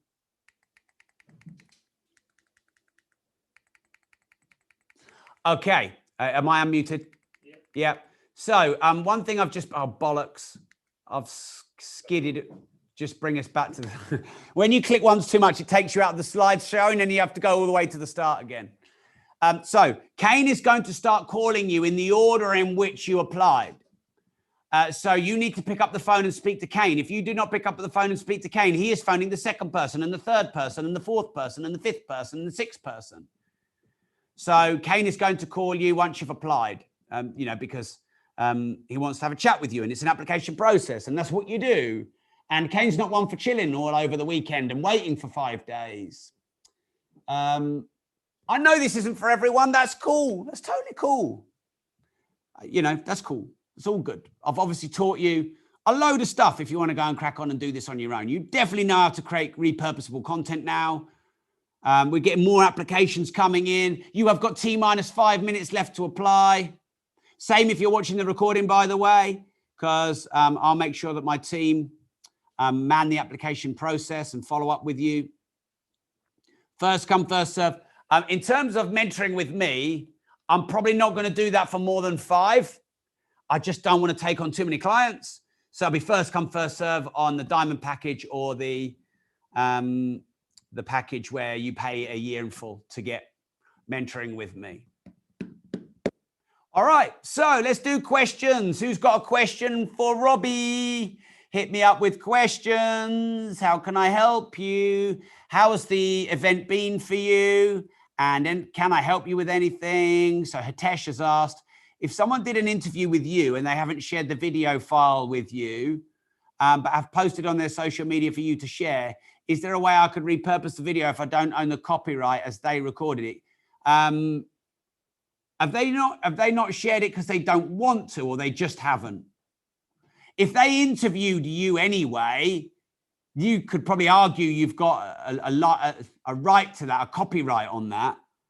And I don't know anyone who wouldn't be worried about that. Technically, how do you extract it? I don't know. My team would know that.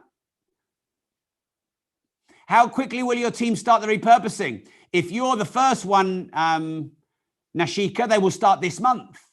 If you're the 4th one, they will start next month. If you're the 7th one, they will start the month after. If you're the 10th one, they'll start the month after that. Amber, will they be managing all of our social media? No, they won't be managing all your social media because I'm sure you get lots of private messages, but we will be posting this repurposed content for you. Is it okay to use your YouTube video as your podcast, or is it frowned upon? Well, you take the audio of the YouTube video, and as long as it's half decent content, that's half decent quality, that's fine. But make sure it's half decent quality. Julie, been a really good day. Thanks, Rob. Thank you, Julie. Mav, thank you for your wisdom and energy. Mastermind, excellent value. Thank you very much. Really appreciate you, Mav. Amber said, thank you. The event has been awesome. Daniel said, thank you very much. If any of you want to look at collaboration or interview, email me, rob@robmoore.com. I can't promise to say yes to everyone, but I can promise to review everyone. Can I use other people's YouTube wisdom on my YouTube channel? You probably want to check copyright, but you probably could comment on that. As I said before, do you remember I said commenting on other people's content and turning it into content? Lots of thank yous coming in. Cheers, Carl. Cheers, Darren. Cheers, Marikez. Cheers, Kim and David. Cheers, Tanya. Cheers, Elaho. Cheers, Claude. Okay, Hitesh, if someone wants to video or audio interview you, what should you ask them up front so it's a win-win for both sides? Can they live stream it on all their channels? Can they give you all the assets so you can post it on all your channels? That would be a win-win. What's the shortest podcast you could do? 5 minutes? Thank you, Simon. Thank you, Jerry. Thank you, Priya. Thank you, Cherry. Thank you, Curtis. Thank you, Andrew. Thank you, Ali. Adizi, thank you. Hey, Rob, how do I write to Harry? I better not give his email address out. Poor Harry. Harry Kumar at progressiveproperty.co.uk. I'll say it quick. Thanks, Rob and team. Thanks, Peter. Thanks. Tanya, which platform is the one you'd advise to use right now to grow an engaged audience fastest? Well, Tanya, you're already pretty prolific on Facebook, so that would work for you. Facebook, Clubhouse, podcast, YouTube, probably. Instagram, TikTok. There you go. There's 6. But remember, you can repurpose. So it doesn't matter. I definitely repurpose a lot of your content onto TikTok. Tanya, the agency services are perfect for you. With the amount of content you put up, you should have 40 times that. Thanks, Ray. Thanks, Alana. Thanks, Alison. How can you keep property information evergreen? How to source property, how to negotiate, how to do deals. When can we expect the call, please? Kane's going to go through them in order. Keep your phone free for the next 2 or 3 hours at least. Thanks, Tossi. Thanks, Tobias. Rough ETA for the recording of this. Give us 2 weeks. Might be less. Thanks, Anthony. Thanks, Daniel. Thanks, Garafina. Alison. Right, Anthony, what happens if you post every day? How would that work? What would you get on gold and diamond? You would get 1 masterpiece repurposed into 40. By the way, I'm doing 2 a day on TikTok now, 2 a day on Instagram, 3 to 5 a day stories, so there's always room for more. What are you posting twice a day on LinkedIn, twice a day on YouTube, maybe a bit less on YouTube? What about YouTube Shorts daily? Thank you, Barbara, Tobias, Federico, Eric. Boom, I think we're good. The application is now officially closed. No more robmoore.com/apply. It's been an absolute pleasure and privilege. Remember, to know and not to do is not to know. When all is said and done, more is said than done. Talk does not cook rice. Every winner was once a beginner. Every master was once a disaster. And if you don't risk anything, you risk everything. Over and out. Boom. Awesome.